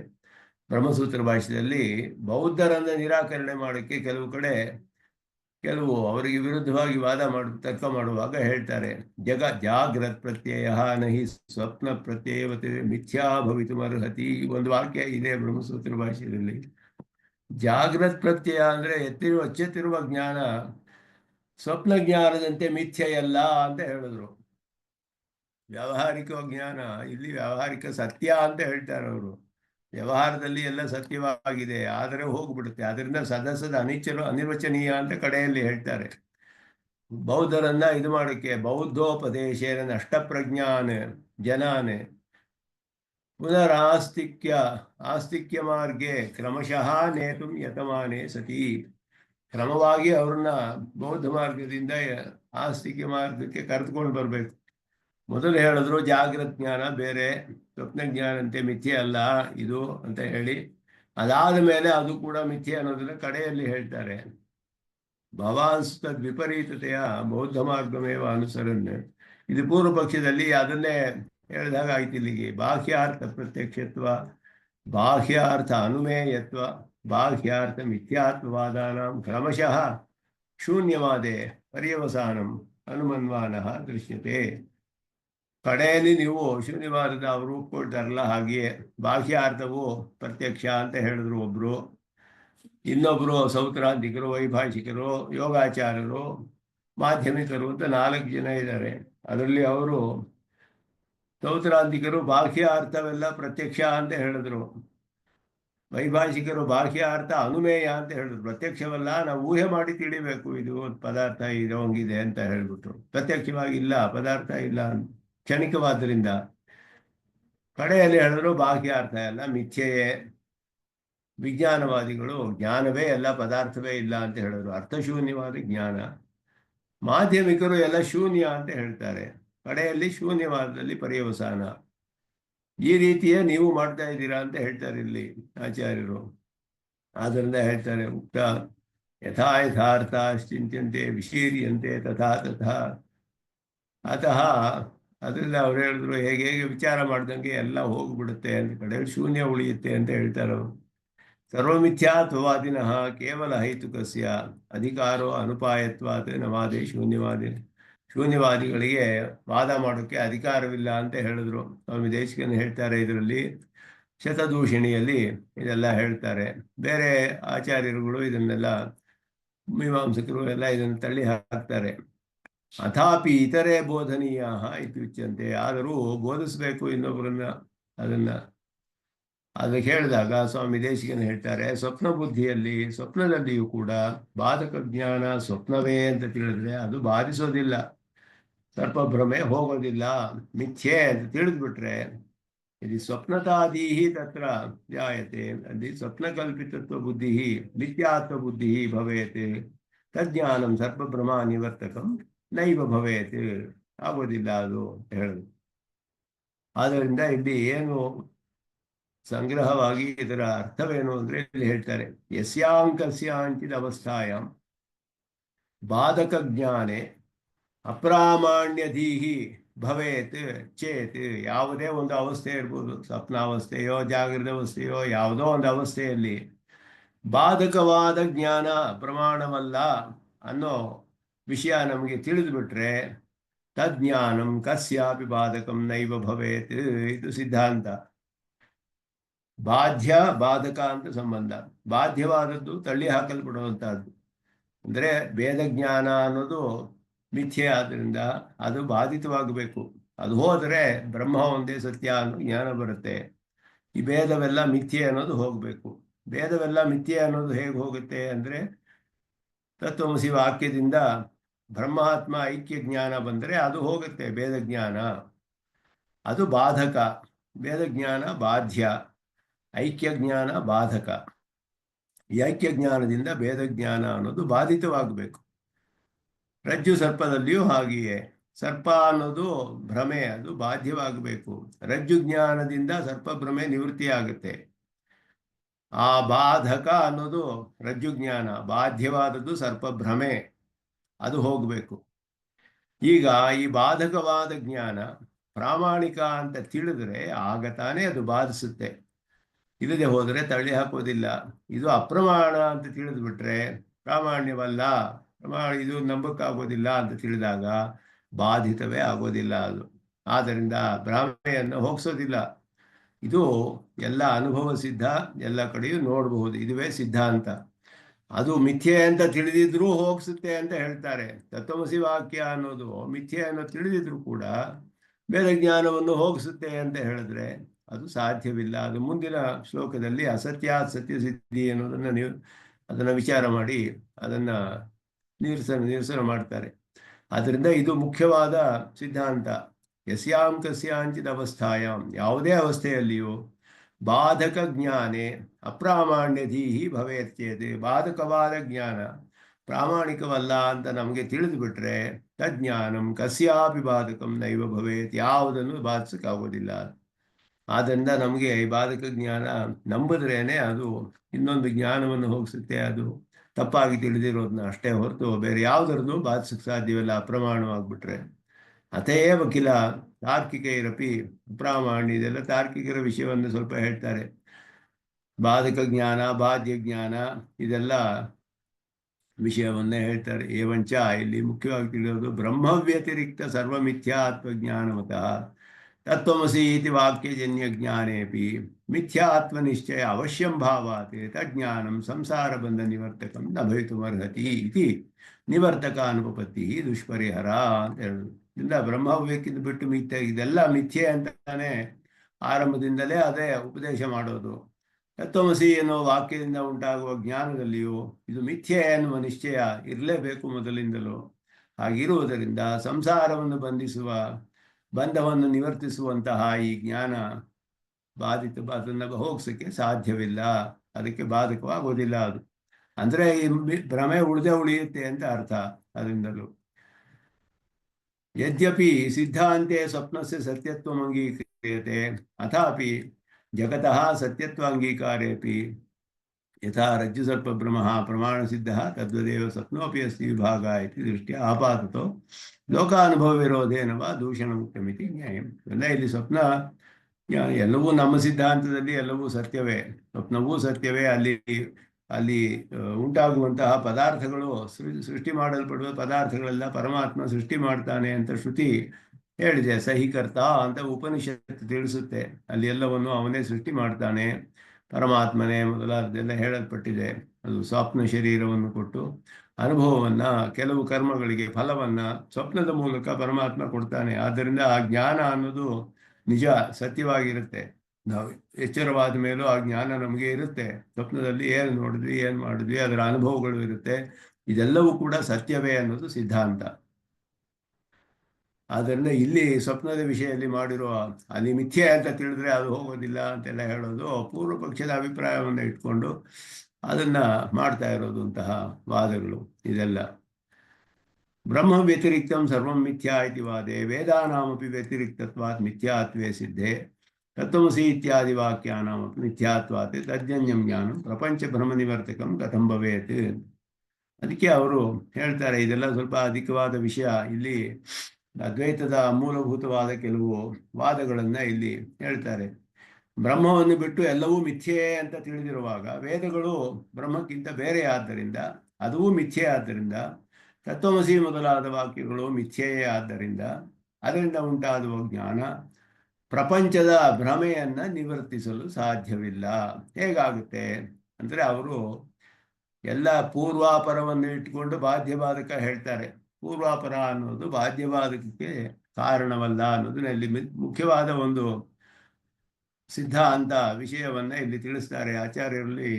ಇದು ಶ್ರೀಭಾಷ್ಯದಲ್ಲಿ ವಿಸ್ತಾರವಾಗಿ ಮಾಡಲ್ಪಟ್ಟಿದೆ. ಅದ್ವೈತದಲ್ಲಿ ಪೂರ್ವಾಪರ ಅನ್ನೋ ಅಪಚ್ಛೇದ ನ್ಯಾಯ ಅಂತ ಹೇಳೋದು. ಪರವು ಪೂರ್ವವನ್ನು ಬಾಧಿಸುತ್ತೆ ಅನ್ನೋದು. ಪರವೇ ಪರಶಾಸ್ತ್ರವೇ ಬಲ. ಪೂರ್ವಶಾಸ್ತ್ರ ಕಾಂಟ್ರಾಕ್ಟಲ್ಲಿ ನಾವು 10 ಪಾಯಿಂಟ್ ಹಾಕ್ಬಿಟ್ಟು not with standing anything told above ಅಂದರೆ ಮಿಕ್ಕಿದೆಲ್ಲ ಹೋಗ್ಬಿಡುತ್ತೆ. ಆಮೇಲೆ ಒಂದು ಅದಕ್ಕೆ ಅಮೆಂಡ್ಮೆಂಟ್ ಮಾಡಿದಾಗ ಬದಲಾವಣೆ ಮಾಡಿ not with standing anything above ಅಂತ 1 ಪಾಯಿಂಟ್ ಹಾಕಿದ್ರೆ ಇದೆಲ್ಲ ಹೋಗ್ಬಿಡುತ್ತೆ ಮೇಲೆ ಹೇಳಿದ್ದೆಲ್ಲ. ಪರಶಾಸ್ತ್ರ ಬಲ ಅನ್ನೋದು ಅನೇಕ ಕಡೆ ನೋಡ್ತೀವಿ. ಆ ನ್ಯಾಯ ಇದೆ, ಆದರೆ ಅದು ಎಲ್ಲಿ ಉಪಯೋಗಿಸ್ಬೇಕು ಅನ್ನೋದು ಮುಖ್ಯ. ಇವರು ಹೇಳಿದ್ರು ಶ್ರುತಿಯಲ್ಲಿ ಪೂರ್ವಕಾಂಡ ಕರ್ಮ, ಉತ್ತರಕಾಂಡ ಜ್ಞಾನ. ಜ್ಞಾನವು ಕರ್ಮವನ್ನು ಬಾಧಿಸುತ್ತೆ. ಕರ್ಮಕಾಂಡ ಪೂರ್ತಿ ಬಿಟ್ಬಿಡ್ಬೇಕು, ಕರ್ಮ ಸ್ವರೂಪವೇ ತ್ಯಾಗ ಮಾಡಬೇಕು ಜ್ಞಾನಕ್ಕೆ. ಜ್ಞಾನ ಅನ್ನೋದು ಕರ್ಮವೂ ಪರಸ್ಪರ ವಿರುದ್ಧ. ಉಪನಿಷತ್ತು ಅನ್ನೋದು ಪರಶಾಸ್ತ್ರ ಜ್ಞಾನವನ್ನು ತಿಳಿಸುತ್ತೆ, ಪೂರ್ವಕಾಂಡ ಕರ್ಮವನ್ನು ತಿಳಿಸುತ್ತೆ. ಅದಕ್ಕೂ ವಿರೋಧ ಬಂತು ಪೂರ್ವಾಪರಶಾಸ್ತ್ರ. ಉಪನಿಷತ್ತುಗಳಲ್ಲಿಯೇ ಸಗುಣವಾಕ್ಯ ನಿರ್ಗುಣವಾಕ್ಯಗಳು ಪೂರ್ವ ಮತ್ತು ಪರ. ನಿರ್ಗುಣವಾಕ್ಯ ಸಗುಣವಾಕ್ಯವನ್ನು ತಳ್ಳಿ ಹಾಕುತ್ತೆ. ಅದೇ ರೀತಿಯಲ್ಲಿ ಭೇದವಾಕ್ಯಗಳು ಅಭೇದವಾಕ್ಯಗಳು. ಅಭೇದವಾಕ್ಯ ಪರಶಾಸ್ತ್ರ, ಭೇದವಾಕ್ಯ ಪೂರ್ವ. ಪರಶಾಸ್ತ್ರವು ಪೂರ್ವವನ್ನು ಬಾಧಿಸುತ್ತೆ, ಭೇದವನ್ನು ಬಾಧಿಸುತ್ತೆ. ನಿರ್ಗುಣ ಸಗುಣವನ್ನು ಬಾಧಿಸುತ್ತೆ, ಜ್ಞಾನವು ಕರ್ಮವನ್ನು ಬಾಧಿಸುತ್ತೆ. ಇದು ಪೂರ್ವಾಪರ ಇಟ್ಕೊಂಡು ವಾದ ಮಾಡ್ತಾರೆ. ಆದರೆ ಅದು ಶಾಸ್ತ್ರೀಯವಾದ ರೀತಿಯಲ್ಲ, ನ್ಯಾಯವಲ್ಲ, ಉಪಪನ್ನವಲ್ಲ. ಅಲ್ಲಿ ಬಾಧ್ಯಬಾಧಕ ಅನ್ನೋದು ಹೇಗೆ ನಿರೂಪಣೆ ಮಾಡಬೇಕು, ಬಾಧ್ಯಬಾಧಕ, ಅದನ್ನ ಇಲ್ಲಿ ಸ್ವಲ್ಪ ವಿಚಾರ ಮಾಡ್ತಾರೆ ಇಲ್ಲಿ ಆಚಾರ್ಯರು. ಇದು ಭಾಷ್ಯದಲ್ಲಿ ವಿಸ್ತಾರವಾಗಿ ಹೇಳಲ್ಪಟ್ಟಿದೆ. ಇತ್ತಂ ಸಮಾಧಧಿರೆ, ಹೀಗೆ ಸಮಾಧಾನ ಹೇಳಿದ್ರು ಅವರು. ಸರ್ವಂ ಮಿಥ್ಯಾ ಏವ ಅನ್ನೋದು ಒಪ್ಕೊಳ್ತೀವಿ. ಏವಮಪಿ ವೇದಸ್ಯ ಸರ್ವಸ್ಯಾಪಿ ಮಿಥ್ಯಾತ್ವೇಪಿ ಸಗುಣವಾಕ್ಯ ಅಪೇಕ್ಷೆಯ ನಿರ್ಗುಣವಾಕ್ಯಾನಿ ಪ್ರಬಲಾನಿ. ಪರಶಾಸ್ತ್ರ ಪ್ರಬಲವಾದದ್ದು, ಅಪಚ್ಛೇದ ನ್ಯಾಯ ಅಂತ ಇದಕ್ಕೆ ಹೆಸರು. ಗುಣ ಅದು ಕೆಲವು ಕಡೆ ನಂತರ ಬರೋದನ್ನ ವೇದ ವಿಧಿಸುತ್ತೆ.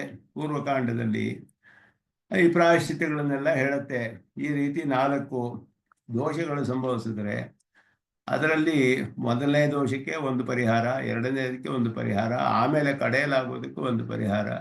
ಕಡೆಯಲಾಗುವ ಪರಿಹಾರವೇ ಮುಖ್ಯ ಅಂತ ಹೇಳಿದೆ. ಅದಾಗಿ 2 ಒಟ್ಟಿಗೆ ಆದರೆ ಏನಾಗುತ್ತೆ, 2ನೇ ದೋಷವು 4ನೇ ದೋಷವು ಒಟ್ಟಿಗೆ ಆಗ್ಬಿಟ್ರೆ 4ನೇದನ್ನೇ ತಗೊಳ್ಬೇಕು, ಪರಶಾಸ್ತ್ರ ಬಲ ಅಂತ ಹೇಳಿದ್ರು. ಆದ್ದರಿಂದ ಅದು ಈ ರೀತಿಯಾದ ನ್ಯಾಯಗಳು ಕೆಲವು ಕರ್ಮಕಾಂಡದಲ್ಲಿ ಹೇಳಲ್ಪಟ್ಟಿದೆ, ಅಪಚ್ಛೇದ ನ್ಯಾಯ ಅಂತ. ಅದನ್ನೇ ಇಟ್ಕೊಂಡು ಆ ಅಪಚ್ಛೇದ ನ್ಯಾಯವನ್ನ ಇಲ್ಲಿ ಶ್ರುತಿಯಲ್ಲಿ ನಾವು ಹೇಳ್ತೀವಿ ಅಂತ ಹೇಳ್ತಾರೆ ಇಲ್ಲಿ. ಅದರಿಂದ ಎಲ್ಲ ಮಿಥ್ಯೆ ಆಗಿರ್ಬೋದು. ಸಗುಣವಾಕ್ಯಕ್ಕೆ ಹೋಲಿಸಿದರೆ ನಿರ್ಗುಣವಾಕ್ಯಗಳು ಪ್ರಬಲವಾಗುತ್ತೆ. ಇದ್ಯಾಕೆ ಹಿಂದು ಮುಂದಾಗಿರಬಾರ್ದು? ನಿರ್ಗುಣವಾಕ್ಯವನ್ನು ಯಾಕೆ ಸಗುಣವಾಕ್ಯ ಬಾಧಿಸಬಾರ್ದು ಅಂದರೆ, ನಿರ್ಗುಣ ಅಂದರೆ ಗುಣವಿಲ್ಲದೆ ಇರೋದು. ಗುಣ ಇದ್ರೆ ತಾನೇ ಗುಣ ಎತ್ತಾಕಬಹುದು, ಆಮೇಲೆ ನಿರ್ಗುಣ ಅಂತ ಹೇಳ್ಬೋದು. ಆದ್ದರಿಂದ ನಿರ್ಗುಣದಿಂದ ಸಗುಣ ಗುಣವನ್ನು ಉಂಟು ಮಾಡಬೇಕು, ಬರೆಸ್ಬೇಕು. ಅಲ್ಲಿ ಸಗುಣವಿದ್ದರೆ ಸಗುಣವನ್ನೆಲ್ಲ ತಳ್ಳಿ ಹಾಕಿ ನಿರ್ಗುಣ ಅನ್ನೋದು ಪರಶಾಸ್ತ್ರವಾಗುತ್ತೆ ಆವಾಗ. ಆದ್ದರಿಂದ ಬಲವಾಗುತ್ತೆ ಅಂದರು. ಅದಕ್ಕೆ ಭಾಷಿಕಾರ ಹೇಳ್ತಾರೆ, ನಿರ್ಗುಣಕ್ಕಿಂತ ಶೂನ್ಯವಾದ ಇನ್ನೂ ಬಲವಾದದ್ದು ಪರಶಾಸ್ತ್ರ ಆಯಿತು. ಶೂನ್ಯವಾದನ ಯಾಕೆ ಒಪ್ಕೋಬಾರ್ದು ನೀವು ಅಂತ. ಅದು ಬೇಡ, ಅದನ್ನು ತೆಗೆದು ಹಾಕಿಬಿಡಿ ಅಂತ ಹೇಳ್ಬಿಟ್ಟು. ಇದು ವಾದದಲ್ಲಿ ಹೀಗೆ, ತರ್ಕದಲ್ಲಿ ಇದೆಲ್ಲ ತರ್ಕ ಮಾಡಿ ಶ್ರುತಿವಾಕ್ಯಗಳಿಗೆ ಅರ್ಥ ಹೇಳಕ್ಕೆ ಸಾಧ್ಯವಿಲ್ಲ ಅಂತ. ಭೇದ ಪ್ರತಿಪಾದಕ ವಾಕ್ಯಾಪೇಕ್ಷೆಯ ಅಭೇದ ಪ್ರತಿಪಾದಕಾನಿ ಅಂದರೆ ಭೇದ ನಿಷೇಧ ಪರಾಣಿ ತತ್ವಮಸಿ ಇತ್ಯಾದಿ ವಾಕ್ಯಾನಿ ಪ್ರಬಲಾನಿ. ಅದೇ ರೀತಿಯಲ್ಲಿ ಭೇದವನ್ನು ಹೇಳುವ ವಾಕ್ಯಗಳಿಗಿಂತ ಅಭೇದ ಹೇಳುವ ವಾಕ್ಯಗಳು ಪ್ರಬಲವಾಗುತ್ತೆ. ವಿಧಿರೂಪ ವಾಕ್ಯ ಅಪೇಕ್ಷೆಯ ನಿಷೇಧ ರೂಪಾಣ ಪ್ರಬಲತ್ವಾತ್. ಇದು ಸಾಮಾನ್ಯವಾದ ಒಂದು ನ್ಯಾಯ. ವಿಧಿಗಿಂತ ನಿಷೇಧ ಪ್ರಬಲ ಅಂತ ಹೇಳಿದ್ರು. ಈಗ ಮಾಡು ಅಂತ ಹೇಳಿದ್ರೆ ಇದು ಮಾಡಬೇಡ ಅನ್ನೋದು ಮುಖ್ಯವಾಗುತ್ತೆ, ಮಾಡು ಅಂತ ಹೇಳಿರೋದಕ್ಕಿಂತ ಮಾಡಬೇಡ ಅಂತ ಹೇಳೋದು ಮುಖ್ಯವಾಗುತ್ತೆ ಅಂತ ಹೇಳಿದ್ರು. ಅದು ಅದು ಆಗೋದಿಲ್ಲ. ಹಾಗೆ ನ್ಯಾಯ ಅನ್ನೋದು ಇದು ಸರಿಯಾದ ನ್ಯಾಯವಲ್ಲ ಅಂತ ಹಿಂಸೆ ಮೊದಲಾದಗಳು ನಿರೂಪಣೆ ಮಾಡ್ತಾರೆ. ಶ್ರುತಿಯೇ ಹೇಳಿಬಿಟ್ಟಿದೆ. ಛಾಂದೋಗ್ಯ ಉಪನಿಷತ್ ಕಡೆಯಲ್ಲಿ ಹೇಳುವಾಗ ಒಬ್ಬ ಗೃಹಸ್ಥನಿಗೆ ಅವನು ಅಹಿಂಸನ್ ಸರ್ವಭೂತಾನಿ ಅಂತ ಹೇಳಿದೆ.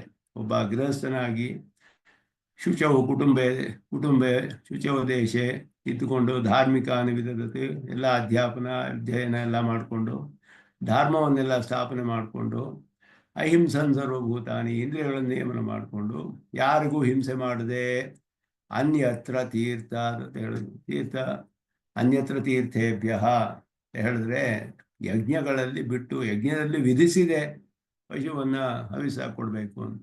ಅವಿಧಿ ಅನ್ನೋದು ಬಲವಾಯಿತು. ಅಲ್ಲಿ ನಿಷೇಧ ಹಿಂಸೆಯಾತ ಹಿಂಸೆ ಮಾಡಬೇಡ ಅಂದರೆ ಯಜ್ಞಗಳಲ್ಲಿ ಅಲ್ಲಿ ಮಾಡಬಹುದು. ಹಿಂಸಾ ಯಜ್ಞವದಹ ಅವಧಃ ಅಂತ ಮನು ಹೇಳ್ತಾರೆ ಮನುಸ್ಮೃತಿಯಲ್ಲಿ.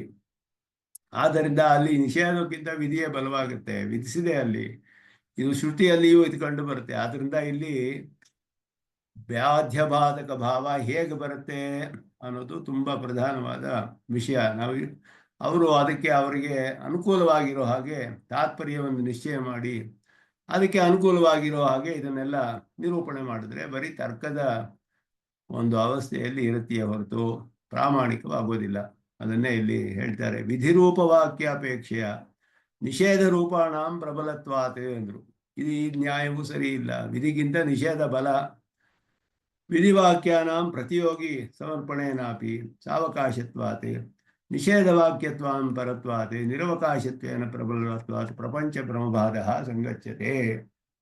ಇಲ್ಲಿ ವಿಧಿಗೆ ಪ್ರತಿಯೋಗಿಯಾಗಿರೋದು ಪ್ರತಿಯೋಗಿ ಸಮರ್ಪಣೆನಾಪಿ ಸಕಾಶತ್ವಾತ್ ಎಂದರು. ಇನ್ನೊಂದು ಪ್ರತಿಯೋಗಿಯನ್ನ ಕೊಡಕ್ಕೆ ಸಾಧ್ಯ ವಿಧಿಗೆ.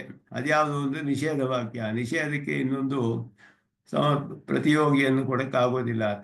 ತಳ್ಳಿ ಹಾಕ್ಬಿಟ್ಟ ಮೇಲೆ ಅದನ್ನ ತಿರ್ಗಾ ಸ್ಥಾಪನೆ ಮಾಡೋಕ್ಕಾಗಲ್ಲ ಅಂತ ಹೇಳಿದ್ರು. ನಿಷೇಧಿಸಿದ ಮೇಲೆ ತಿರ್ಗಾ ವಿಧಿಸಕ್ಕಾಗೋದಿಲ್ಲ. ಅದನ್ನ ವಿಧಿಯನ್ನು ಬೇಕಾದರೆ ನಿಷೇಧಿಸಬಹುದು, ನಿಷೇಧಿಸಿದವ್ರನ್ನ ಮತ್ತೆ ವಿಧಿಸಕ್ಕಾಗೋದಿಲ್ಲ, ಅದು ವಿರೋಧ ಬರುತ್ತೆ ಅಂತ ಹೇಳ್ತಾರೆ ಇಲ್ಲಿ. ಆದ್ದರಿಂದ ಇದು ಪ್ರಬಲವಾದದ್ದು. ಆದ್ದರಿಂದ ಪ್ರಪಂಚದ ಭ್ರಮೆಯನ್ನ ಬಾಧಿಸೋದು ಸಾಧ್ಯ. ಏವಂಚ ಐಕ್ಯೋಪದೇಶನ ಬ್ರಹ್ಮ ವ್ಯತಿರಿಕ್ತ ಮಿಥ್ಯಾತ್ವ ಸಿದ್ಧಿ. ಅದರಿಂದ ಐಕ್ಯೋಪದೇಶದಿಂದ ಬ್ರಹ್ಮಕ್ಕಿಂತ ಎಲ್ಲವೂ ಕೂಡ ಮಿಥ್ಯೆ ಅನ್ನೋದು ಸಿದ್ಧಿಸಿಬಿಡುತ್ತೆ ಅಂತ ಹೇಳಿದ್ರು. ಭೂತಲೆ ಘಟಃ ನಾಸ್ತಿ ಇತಿ ವಾಕ್ಯೆ ಭೂತಲೆ ಘಟಃ ಇಸ್ತಿ ಇತ್ಯೇತಾವಾನ್ ಭಾಗಃ ಭೂತಲೆ ಘಟಸ್ಯ ಸತ್ತಾಂ ಪ್ರತಿಪಾದಯತಿ. ಭೂತಲೆ ಘಟಃ ಅಸ್ತಿ ಅಂತ ಇದೆ. ಒಂದು ಭೂತದಲ್ಲಿ ಘಟ ಇದೆ, ಅಲ್ಲೊಂದು ನಾನ್ ಸೇರಿಸ್ಬಿಟ್ರೆ ಇಲ್ಲದೆ ಹೋಗ್ಬಿಡುತ್ತೆ. ಅದು ನಾಸ್ತಿ ತತ್ರೈವ ನ ಇತ್ಯೇಕಸ್ಯ ಸಂಯೋಜನೇನ ಇತರ ಭಾಗಾಃ ಸರ್ವೇ ನೈತಿ ಶೇಷಭೂತ ಅರ್ಥಮೇವ ವದೇತ್ ನತು ಸ್ವತಂತ್ರಂ ಕಂಚನಾರ್ಥಂ. ಅಲ್ಲೊಂದು ನಾ ಹಾಕ್ಬಿಟ್ರೆ ನಾ ಭೂತಲೆ ಘಟ ಅಸ್ತಿ ಎಲ್ಲವಕ್ಕೂ ನಿಷೇಧ ಬಂದುಬಿಡುತ್ತೆ ಅಲ್ಲಿ ವಾಕ್ಯದಲ್ಲಿ. ಆ ರೀತಿಯ ನಿಷೇಧವೇ ಬಲ ಅಂತ ಹೇಳ್ತಾರೆ. ನಿಷೇಧವೇ ಬಲ. ನಿಷೇಧ ತಾವಾನ್ ಬಲವಾನ್. ಏವಂಚ ವೇದೇಪಿ ತಥೈವ ಐಕ್ಯಸ್ಯ ಭೇದ ನಿಷೇಧ ರೂಪತ್ವಾತ್ ಭೇದ ಪ್ರತಿಪಾದಕ ಸರ್ವೋಪಿ ಭಾಗಃ ನಿಷೇಧ ಶೇಷಭೂತ ಏವೇ ತೇಷಾಂ ವಾಕ್ಯಾನಾಂ ಸ್ವಾರ್ಥೇ ತಾತ್ಪರ್ಯಂ ನಾಸ್ತ್ಯೇವ. ಆದ್ದರಿಂದ ನಿಷೇಧ ವಾಕ್ಯಗಳಿಗೆ ಶೇಷಭೂತವಾಗಿಬಿಡುತ್ತೆ ಎಲ್ಲ, ಭೇದ ಹೇಳೋದಿಲ್ಲ. ಆದ್ದರಿಂದ ನಿಷೇಧವೇ ಬಲ. ಇದು ಬರೀ ತರ್ಕದಿಂದ ಸ್ಥಾಪಿಸೋದು, ಇದು ನ್ಯಾಯ ಪ್ರತಿಪಾದಿತವಾದುದಲ್ಲ, ಅನುಭವದಲ್ಲಿ ಕಂಡು ಬರೋದಿಲ್ಲ. ತತಃ ತತ್ವಮಸಿ ಇತ್ಯಾದಿ ವಾಕ್ಯಾನಿ ಪ್ರಬಲಾನಿ ಮಹಾವಾಕ್ಯಾನಿ ಎಂದು ಪೂರ್ವ ಪಕ್ಷ. ಇದು ತಾತ್ಪರ್ಯ ನಿಶ್ಚಯ ಮಾಡಿರೋದು. ಅದಕ್ಕೆ ಭಾಷಿಕಾರರು ಬಲವಾಗಿ ಉತ್ತರ ಕೊಡ್ತಾರೆ ಶ್ರೀಭಾಷ್ಯದಲ್ಲಿ. ಅದನ್ನೇ ಸ್ವಾಮಿ ದೇಶಿಕನು ಕೂಡ ನಿರೂಪಣೆ ಮಾಡ್ತಿದ್ದ ಅದೇ ರೀತಿಯಲ್ಲಿ. ಬಾಧ್ಯ ಬಾಧಕ ಅನ್ನೋದು ಹೇಗೆ ಅಂತ ಹೇಳಿಬಿಟ್ಟು, ಬಾಧ್ಯ ಬಾಧಕ ಅನ್ನೋದು ಹೇಗೆ ನಮ್ಮ ನಿಶ್ಚಯ ಮಾಡಬೇಕು ಅಂತ ಹೇಳಿಬಿಟ್ಟು, ಬಾಧ್ಯವಾದಕ ಭಾವ ಸ್ಥಳೇ ಸರ್ವತ್ರ ಸಾವಕಾಶಂ ಬಾಧ್ಯಂ ನಿರವಕಾಶಂ ಬಾಧಕಂ ಇತ್ಯೇವ ರಹಸ್ಯಂ. ಇದು ವ್ಯಾಕರಣದಲ್ಲಿಯೂ ಹೀಗೆಯೇ ನಿರವಕಾಶ ಅಪವಾದಸ್ಯ ಬೀಜಂ ಅಂತ ಹೇಳೋದು. ಅಪವಾದ ಶಾಸ್ತ್ರ ಅನ್ನೋದು ಅದು ಬಾಧಕ. ಅಪವಾದ ಶಾಸ್ತ್ರಕ್ಕೆ ನಿರವಕಾಶವೇ ಕಾರಣ, ಅಂದರೆ ಅವಕಾಶವಿಲ್ಲದೆ ಇರೋ. ಪ್ರಾಣಿ ಶಾಸ್ತ್ರದಲ್ಲಿ ಅಷ್ಟಾಧ್ಯಾಯದಲ್ಲಿ ಅನೇಕ ಕಡೆ ಅದನ್ನು ನೋಡಬಹುದು. ಅಪವಾದ ಶಾಸ್ತ್ರ, ಅಪವಾದ ಸೂತ್ರಗಳು ಅನೇಕವಾಗಿ ಬರುತ್ತೆ. ಎಷ್ಟೋ ಸದ್ಯದ ಪ್ರಕರಣ ಅದು ಒಂದು ಅಣ್ ಪ್ರತ್ಯಯ ಬರುತ್ತೆ ಅಂತ ಹೇಳಿದ್ರು. ಅಣ್ ಪ್ರತ್ಯಯ ಅನ್ನೋದು ಅನೇಕ ಸೂತ್ರಗಳಲ್ಲಿ ಬರುತ್ತೆ. ಮಧ್ಯ ಯಾವುದೋ ಒಂದು ಬೇರೆ ಒಂದು ಪ್ರತ್ಯಯ ಬರಬೇಕು. ಒಂದು ಶಬ್ದವನ್ನ ಅದೇ ಅರ್ಥದಲ್ಲಿ ಒಂದು ಶಬ್ದನ ರೂಪವನ್ನು ಹೇಳಬೇಕಾದ್ರೆ ಈ ಪ್ರತ್ಯಯ ಹಾಕಿದ್ರೆ ಬರೋದಿಲ್ಲ. ಆ ರೂಪ ಬೇರೆ ಯಾವುದೋ ಪ್ರತ್ಯಯ ಬರಬೇಕು. ಅಲ್ಲಿ ಆ ಪ್ರತ್ಯಯವನ್ನ ಅಲ್ಲಿ ವಿಧಿಸ್ತಾರೆ. ಆ ಪ್ರತ್ಯಯ ಬರದೆ ಹೋದ್ರೆ ಇದು ಈಗ ಅಪತ್ಯಾರ್ಥದಲ್ಲಿಯೇ ಎಷ್ಟೋ ಶಬ್ದಗಳು ಬರುತ್ತೆ. ಮಗ ಅಂತ ಹೇಳುವ ಅರ್ಥಗಳಲ್ಲಿ ಅಲ್ಲಿ ಕೆಲವಕ್ಕೆ ವಿರೋಧ ಬರುತ್ತೆ. ಆ ಪ್ರತ್ಯಯ ಹಾಕಿದ್ರೆ ಬರೋದಿಲ್ಲ ಆ ರೂಪ. ಅದು ಪ್ರಯೋಗದಲ್ಲಿ ಆ ರೂಪವೇ ಬರಬೇಕು ಶಬ್ದಕ್ಕೆ. ಆವಾಗ ಏನ್ ಮಾಡ್ತಾರೆ, ಬೇರೆ ಒಂದು ಪ್ರತ್ಯಯವನ್ನು ವಿಧಿಸ್ತಾರೆ ಅಲ್ಲಿ. ಯಾಕೆ ಅಂದ್ರೆ ಆ ಪ್ರತ್ಯಯಕ್ಕೆ ಅಲ್ಲಿ ಅವಕಾಶವಿಲ್ಲದೆ ಹೋಗುತ್ತೆ. ಇದೇ ಅರ್ಥದಲ್ಲಿ ಇರುವ ಇನ್ನೊಂದು ಶಬ್ದಕ್ಕೆ ಈ ಪ್ರತ್ಯಯವನ್ನು ಹಾಕಿದ್ರೆ ಸಾಧ್ಯವಾಗದೇ ಇರೋದ್ರಿಂದ ಮತ್ತೊಂದು ಪ್ರತ್ಯಯವನ್ನು ಹಾಕಬೇಕಾದ್ರಿಂದ ಅದಕ್ಕೆ ಅಲ್ಲಿ ಅವಕಾಶವಿಲ್ಲದೆ ಹೋದರೆ ಆವಾಗ ಅಲ್ಲಿ ಅದನ್ನೆಲ್ಲ ನಿರೂಪಣೆ ಮಾಡೋಕ್ಕೆ ಸಾಧ್ಯವಾಗೋದಿಲ್ಲ. ಆಗ ಒಂದು ಅಪವಾದ ಸೂತ್ರ ಹಾಕಿ ಇಲ್ಲಿ ಮಾತ್ರ ಈ ಪ್ರತ್ಯಯ ಬರುತ್ತೆ ಅಂತ ಹೇಳ್ತಾರೆ. ಎಕ್ಸೆಪ್ಷನ್ ಇರುತ್ತೆ ಎಲ್ಲ ರೂಲಲ್ಲೂ ಕೂಡ. ಇದುವೇ ನಿರವಕಾಶ. ಅದಕ್ಕೆ ಅವಕಾಶ ಇಲ್ಲದೆ ಇರುವಾಗ ಅದನ್ನ ಎಕ್ಸೆಪ್ಷನ್ ಮಾಡಬೇಕು, ಅದು ಎಕ್ಸೆಪ್ಷನ್ ಕೊಡ್ಬೇಕು. ಅದಕ್ಕೆ ಜನರಲ್ ರೂಲ್ಗೆ ಎಕ್ಸೆಪ್ಷನ್ ಯಾವಾಗಲೂ ಇರುತ್ತೆ. Every rule has an exception ಅಂತ. ಕೆಲವುದಕ್ಕೆ ಅವಕಾಶವಿಲ್ಲದೆ ಹೋಗುತ್ತೆ. ಒಂದು ಜನರಲ್ ರೂಲ್ ಮಾಡಿಬಿಟ್ರೆ ಎಲ್ಲರಿಗೂ ಅದಕ್ಕೆ ಅನ್ವಯಿಸಕ್ಕಾಗೋದಿಲ್ಲ. ಕೆಲವ್ರಿಗೆ ಅಲ್ಲಿ ಜಾಗ ಮಾಡಿಕೊಡ್ಬೇಕು. ಇಲ್ಲದೆ ಹೋದರೆ ಜಾಗವೇ ಇರೋದಿಲ್ಲ. ಅದುವೇ ನಿರವಕಾಶ ಅಂತ ಹೇಳೋದು. ಅವಕಾಶವಿಲ್ಲದೆ ಇರುವಾಗ ಅಪವಾದ ಎಕ್ಸೆಪ್ಷನ್ ಮಾಡ್ಬೇಕು. ಅದಕ್ಕೆ ಅದು ಬಾಧಕವಾಗುತ್ತೆ. ಇದನ್ನ ಮೊದಲು ಹೇಳಿದ್ದನ್ನ ಬಾಧಿಸುತ್ತೆ. ಆವಾಗ ಜನರಲ್ ರೂಲನ್ನ ತಳ್ಳಿ ಹಾಕಿ ಅದಕ್ಕೆ ವಿರುದ್ಧವಾಗಿರುತ್ತೆ ಅದು ಅಪವಾದ ಶಾಸ್ತ್ರ. ಆದ್ದರಿಂದ ನಿರವಕಾಶವೇ ಬಾಧಕ, ಸಾವಕಾಶವು ಬಾಧ್ಯ ಅನ್ನೋದೇ ಸಿದ್ಧಾಂತವೇ ಹೊತ್ತು ಪೂರ್ವಾಪರವಲ್ಲ. ಪೂರ್ವಾಪರ ಆಗಿರ್ಬೇಕಾಗಿಲ್ಲ. ಮೊದಲು ಪರವಾಗಿರೋದು, ಆಮೇಲೆ ಪೂರ್ವ. ಯಾವ ಆರ್ಡರ್ಲಾರು ಬರ್ಬೋದು. ಶ್ರುತಿ ಎಲ್ಲವೋ ಅಪೌರುಷೇಯ, ನಿತ್ಯವಾದದ್ದು. ಅದು ಯಾವುದಕ್ಕೂ ಇದು ಪೂರ್ವ ಇದು ಪರ ಅಂತಾನೆ ನಿರೂಪಣೆ ಮಾಡೋಕ್ಕಾಗೋದಿಲ್ಲ. ಎಲ್ಲವೂ ಋಷಿಗಳು ಸಾಕ್ಷಾತ್ಕಾರ ಮಾಡಿಕೊಂಡಿರುವಂತಹ ಮಂತ್ರಗಳು. ಯಾವ್ದು ಮೊದಲು ಬಂತು ಯಾವ್ದು ಮೊದಲು ಬಂದಿಲ್ಲ ಅನ್ನೋದೇ ಇಲ್ಲ ಅದರಲ್ಲಿ. ನಿತ್ಯವಾದದ್ದು ಉತ್ಪತ್ತಿ ಇಲ್ಲದೆ ಇರೋದ್ರಲ್ಲಿ ಇದು ಮೊದಲು ಬಂತು ಇದು ಆಮೇಲೆ ಬಂತು, ಇದೆಲ್ಲ ಆಧುನಿಕರು ನಿರೂಪಣೆ ಮಾಡುವಂತಹ ವಿಚಾರ. ಮಾಡರ್ನ್ ಪೀಪಲ್ ಹೇಗೆ ಮಾಡ್ತಾರೆ ಅಂದರೆ ಋಗ್ವೇದವೇ ಮೊದಲು ಬಂತು, ಮಿಕ್ಕಿದೆಲ್ಲ ಆಮೇಲೆ ಬಂತು, ಬ್ರಾಹ್ಮಣ ಆಮೇಲೆ ಬಂದಿದೆ, ಈ ರೀತಿ ಎಲ್ಲ ಅವ್ರು ನಿರೂಪಣೆ ಮಾಡ್ತಾರೆ. ಇದ್ಯಾವುದು ಕೂಡ ಸಂಪ್ರದಾಯದಲ್ಲಿ ಒಪ್ಕೊಳ್ಳೋಕ್ಕಾಗೋದಿಲ್ಲ. ಪೂರ್ವಮೀಮಾಂಸಕರು ಒಪ್ಕೊಳ್ಳಲ್ಲ. ಜೈಮಿನಿಗಳು ಸ್ಪಷ್ಟವಾಗಿ ವೇದದ ನಿತ್ಯತ್ವ ಪೌರುಷೇಯತ್ವವನ್ನು ಅವರೇ ವಿಸ್ತಾರವಾಗಿ ಸ್ಥಾಪನೆ ಮಾಡಿಬಿಟ್ಟಿದ್ದಾರೆ. ಸಿದ್ಧಾಂತದಲ್ಲಿ ಅದನ್ನು ಇನ್ನೂ ವಿಸ್ತಾರವಾಗಿ ನಮ್ಮ ಆಚಾರ್ಯರು ಸ್ಥಾಪನೆ ಮಾಡಿದ್ದಾರೆ. ಆದ್ದರಿಂದ ಈ ಪೂರ್ವಾಪರ ಅನ್ನೋದು ಮುಖ್ಯವಲ್ಲ. ಸಾವಕಾಶ ನಿರವಕಾಶ ಅನ್ನುವುದೇ ಮುಖ್ಯ. ಅದುವೇ ಅಲ್ಲಿ ಮುಖ್ಯ. ಯಾವುದು ಬಾಧ್ಯ ಬಾಧಕ ಅಂತ ಹೇಳುವಾಗ ಜನರಲ್ಲು ಎಕ್ಸೆಪ್ಷನ್ ಅಂತ ಒಂದು ಸಾಮಾನ್ಯವಾಗಿ ಇಟ್ಕೊಳ್ಬೋದು ಇದಕ್ಕೆ. ಆದ್ದರಿಂದ ಏಕಸ್ಮಿನ್ ದೇಶೆ ಏಕಸ್ಮಿನ್ ಕಾಲೇ ಏಕೇನ ರೂಪೇಣ ಜ್ಞಾತಸ್ಯ ದೇಶಾಂತರೆ ಕಾಲಾಂತರೆ ರೂಪಾಂತರೇಣ ಜ್ಞಾತತ್ವ ಭ್ರಮೇ ಜಾತೆ ತಸ್ಯ ಪ್ರಮಾತ್ಮಕೇನ ಜ್ಞಾನೇನ ನಿರಾಸಃ ಕ್ರಿಯತೆ. ಒಂದು ದೇಶದಲ್ಲಿ ಒಂದು ರೂಪದಲ್ಲಿ ಒಂದು ಯಾವುದೋ ಒಂದು ತಿಳಿದು ಬಂದಿದೆ, ಇನ್ನೊಂದು ಕಡೆ ಬೇರೆ ರೀತಿಯಲ್ಲಿ ತಿಳಿದು ಬರುತ್ತೆ. ಅದು ಪ್ರಮೇಯೋ ಅಲ್ಲವೋ ಅನ್ನೋದನ್ನ ತಿಳಿಬೇಕು. ಅದು ಪ್ರಾಮಾಣಿಕವಾಗಿದ್ದರೆ ಆವಾಗ ಅದಕ್ಕೆ ಒಪ್ಕೊಳ್ಬೇಕಾಗುತ್ತೆ, ಇದನ್ನು ತಳ್ಳಿ ಹಾಕ್ಬೇಕಾಗುತ್ತೆ. ಇದು ಯಾವುದು ಭ್ರಮೆ ಯಾವುದು ಸರಿ ಅಂತ ಹೇಳೋಕ್ಕಾಗೋದಿಲ್ಲ. ಯಾವುದು ಪ್ರಾಮಾಣಿಕವಾಗಿದ್ದರೆ ತಳ್ಳಿ ಹಾಕಲ್ಪಡುತ್ತೆ ಅಷ್ಟೇನೆ. ಯಥಾ ಪೂರ್ವಕಾಲಾವಚ್ಛೇದನ ರಕ್ತೆ ಸತಿ ಘಟೆ ಕಾಲಾಂತರಾವಚ್ಛೇದನ ಪಾಕವಶಾತ್ ನೀಲೆ ಸತಿ ರಕ್ತೋ ಘಟಃ ಅಸ್ತಿ ಇತಿ ವ್ಯವಕಾರೆ ಕೃತೆ ಅಸ್ತಿ ಇತಿ ವರ್ತಮಾನತ್ವ ವಿಧಾನಾತ್ ಇದಾನೀಂ ರಕ್ತಃ ಘಟಃ ಅಸ್ತಿ ಇತಿ ಜ್ಞಾನಸ್ಯ ಪ್ರಮಾತ್ವಾತ್ ಪೂರ್ವಂ ಜ್ಞಾನಂ ಬಾಧ್ಯಂ ಕಾಲಾಂತರ ವಿಷಯತೆಯ ನೇತುಂ ಶಕ್ಯಂ ಸಾವಕಾಶಂ ಭ್ರಮರೂಪಂ ಭವತಿ ಅಂತ ಹೇಳಿದ್ರು. ಇದರಲ್ಲಿ ಒಂದು ಕೆಂಪು ಮಡಿಕೆ ಇರುತ್ತೆ. ಅದಾದ ಮೇಲೆ ಅದು ಕಪ್ಪಾಗಿಬಿಡುತ್ತೆ. ಅದನ್ನು ಕಾಯಿಸಿದಾಗ ಬೆಂಕಿಯಲ್ಲಿ ಎಲ್ಲವೂ ಕಾದು ಕಪ್ಪಾಗಿಬಿಡುತ್ತೆ, ಮಸಿ ಆಗಿಬಿಡುತ್ತೆ. ಎಲ್ಲ ಅದು ಹೀಟ್ ಮಾಡಿದಾಗ ಕಾದಾಗ ಮೊದಲಿರುವ ವರ್ಣ ಎಲ್ಲ ಹೋಗ್ಬಿಡ್ತು. ಆದ್ದರಿಂದ ಇದರಲ್ಲಿ ಕಾಲಭೇದದಿಂದ ಪರಿಹಾರ ಮಾಡ್ತೀವಿ. ಇದರಲ್ಲಿ ಪೂರ್ವಜ್ಞಾನ ಮೊದಲು ಇವಾಗ ಕೆಂಪು ಘಟ ಇಲ್ಲ ಅನ್ನೋದು ಪ್ರತ್ಯಕ್ಷವಾಗಿ ತಿಳಿದು ಬರುವಂತಹದ್ದು. ಆದ್ದರಿಂದ ಇವಾಗ ಕೆಂಪು ಘಟ ಇಲ್ಲ ಅನ್ನೋದು ಹಿಂದಿನ ಇದ್ದ ಕೆಂಪು ಘಟವನ್ನು ಬಾಧಿಸುತ್ತೆ ಅಲ್ಲಿ. ಆದ್ದರಿಂದ ಅದು ಕಾಲಾಂತರ ವಿಷಯದಿಂದ ಬೇರೆ ಕಾಲದಲ್ಲಿ ತಿಳಿದು ಬರೋದ್ರಿಂದ ಇದಕ್ಕೆ ಅವಕಾಶವಿದೆ ಅದಕ್ಕೆ. ಆದ್ದರಿಂದ ಇದು ಇದೇ ಪ್ರಮಾಣವಾಗುತ್ತೆ. ಆಮೇಲೆ ತಿಳಿದು ಬಂದಿದ್ದು ಪರಂ ಪ್ರಮಾರೂಪಂ ಅನ್ಯಥಾ ನೇತುಂ ಅಶಕ್ಯಂ ನಿರವಕಾಶಂ ಬಾಧಕಂ ಭವತಿ. ಆದ್ದರಿಂದ ಆಮೇಲೆ ಪ್ರಮಾಣ ಅಂತ ತಿಳಿದು ಬಂದಿರುವಾಗ, ಇವಾಗ ಕಪ್ಪಗಿದೆ ಘಟ ಅಂತ ತಿಳಿದು ಬಂದಾಗ ಇದು ಹಿಂದಿನ ಕೆಂಪು ಘಟವನ್ನು ಬಾಧಿಸ್ತು, ಕೆಂಪು ವರ್ಣವನ್ನು ಬಾಧಿಸುತ್ತೆ ಅದು. ಯಾಕೆ ಅಂದರೆ ಪ್ರಮಾರೂಪಂ ಅಂದರು. ಇದು ಪ್ರಾಮಾಣಿಕವಾದ ಜ್ಞಾನ, ಸರಿಯಾದ ಪ್ರಮಾಣದಿಂದ ತಿಳಿದು ಬರ್ತಿರುವ ಜ್ಞಾನ, ಪ್ರತ್ಯಕ್ಷದಿಂದ ಉಂಟಾಗಿರುವ ಜ್ಞಾನ ಪ್ರಮಾ ಅಂತ ಹೇಳೋದು. ಸರಿಯಾದ ಜ್ಞಾನ ಉಂಟಾಗಿದೆ. ಇದನ್ನು ಬೇರೆಯಾಗಿ ಮಾಡೋಕ್ಕಾಗೋದಿಲ್ಲ. ಪೂರ್ವಾಪರವಾದರೂ ಕೂಡ ಪರಶಾಸ್ತ್ರ ಪ್ರಮೇಯ ಆದ್ದರಿಂದ ಇದು ಅದನ್ನು ಹಿಂದಿನ ಜ್ಞಾನವನ್ನು ಬಾಧಿಸುತ್ತೆ. ಬ್ರಹ್ಮ ವ್ಯತಿರಿಕ್ತಂ ಸರ್ವಂ ಮಿಥ್ಯಾ ಇತಿ ಪಕ್ಷೆ ಪೂರ್ವಸ್ಯ ವೇದಜ್ಞಾನಸ್ಯ ಯಥಾ ಭ್ರಮಾತ್ವಾತ್ ತಥೈವ ಪರಸ್ಯ ಅವೇದಜ್ಞಾನಸ್ಯಾಪಿ ಬ್ರಹ್ಮೇದ ವ್ಯತಿರಿಕ್ತೇನ ಮಿಥ್ಯಾತ್ವಾತ್ ಭ್ರಮರೂಪತ್ವೇ ಸಿದ್ಧೇ ಉಭಯೋರಪಿ ಜ್ಞಾನಯೋಃ ಭ್ರಮತ್ವ ವಿಷಯ ಕಥಂ ಪೂರ್ವಸ್ಯ ಪರೇಣ ಬಾಧಃ. ಕೆಂಪು ಘಟ ಕಪ್ಪು ಘಟ ಆದರೆ ಕಪ್ಪು ಘಟ ಅನ್ನೋದು ಪ್ರಾಮಾಣಿಕವಾಗಿ ಪ್ರತ್ಯಕ್ಷವಾಗಿ ತಿಳಿದು ಬರ್ತಿದೆ. ಅದು ಸರಿಯಾದ ಜ್ಞಾನ. ಅದು ಬೇಕಾದರೆ ಹಿಂದಿನ ಜ್ಞಾನವನ್ನು ಬಾಧಿಸ್ಬೋದು. ಕೆಂಪು ಘಟ ಅಲ್ಲ ಇದು, ಕಪ್ಪು ಘಟ ಅನ್ನೋದು ಬಾಧಿಸುತ್ತೆ. ಬ್ರಹ್ಮಕ್ಕಿಂತ ವ್ಯತಿರಿಕ್ತವಾದದ್ದೆಲ್ಲ ಮಿಥ್ಯೆ ಅನ್ನುವ ಜ್ಞಾನ ಮೊದಲು ಹೇಗೆ ತಿಳಿದು ಬಂತೋ, ತತ್ವಮಸಿ ಅಂತ ತಿಳಿದ ಮೇಲೆ ಐಕ್ಯ ಅಂತ ತಿಳಿದು ಬಂದಾಗ ಆ ಜ್ಞಾನವೂ ಮಿಥ್ಯೆ. ಯಾಕೆಂದರೆ ಬ್ರಹ್ಮಗಿಂತ ಬೇರೆ ಜ್ಞಾನವೇ ಇಲ್ಲ. ಅಭೇದ ಜ್ಞಾನ ಮೊದಲು ಇದ್ದಿದ್ದು ಭೇದ ಜ್ಞಾನ, ಆಮೇಲೆ ಇದ್ದು ಅಭೇದ ಜ್ಞಾನ. ಅಂದರೆ ಎರಡು ಜ್ಞಾನಗಳು ಮಿಥ್ಯವೇ, ಎರಡೂ ಸತ್ಯವಲ್ಲ.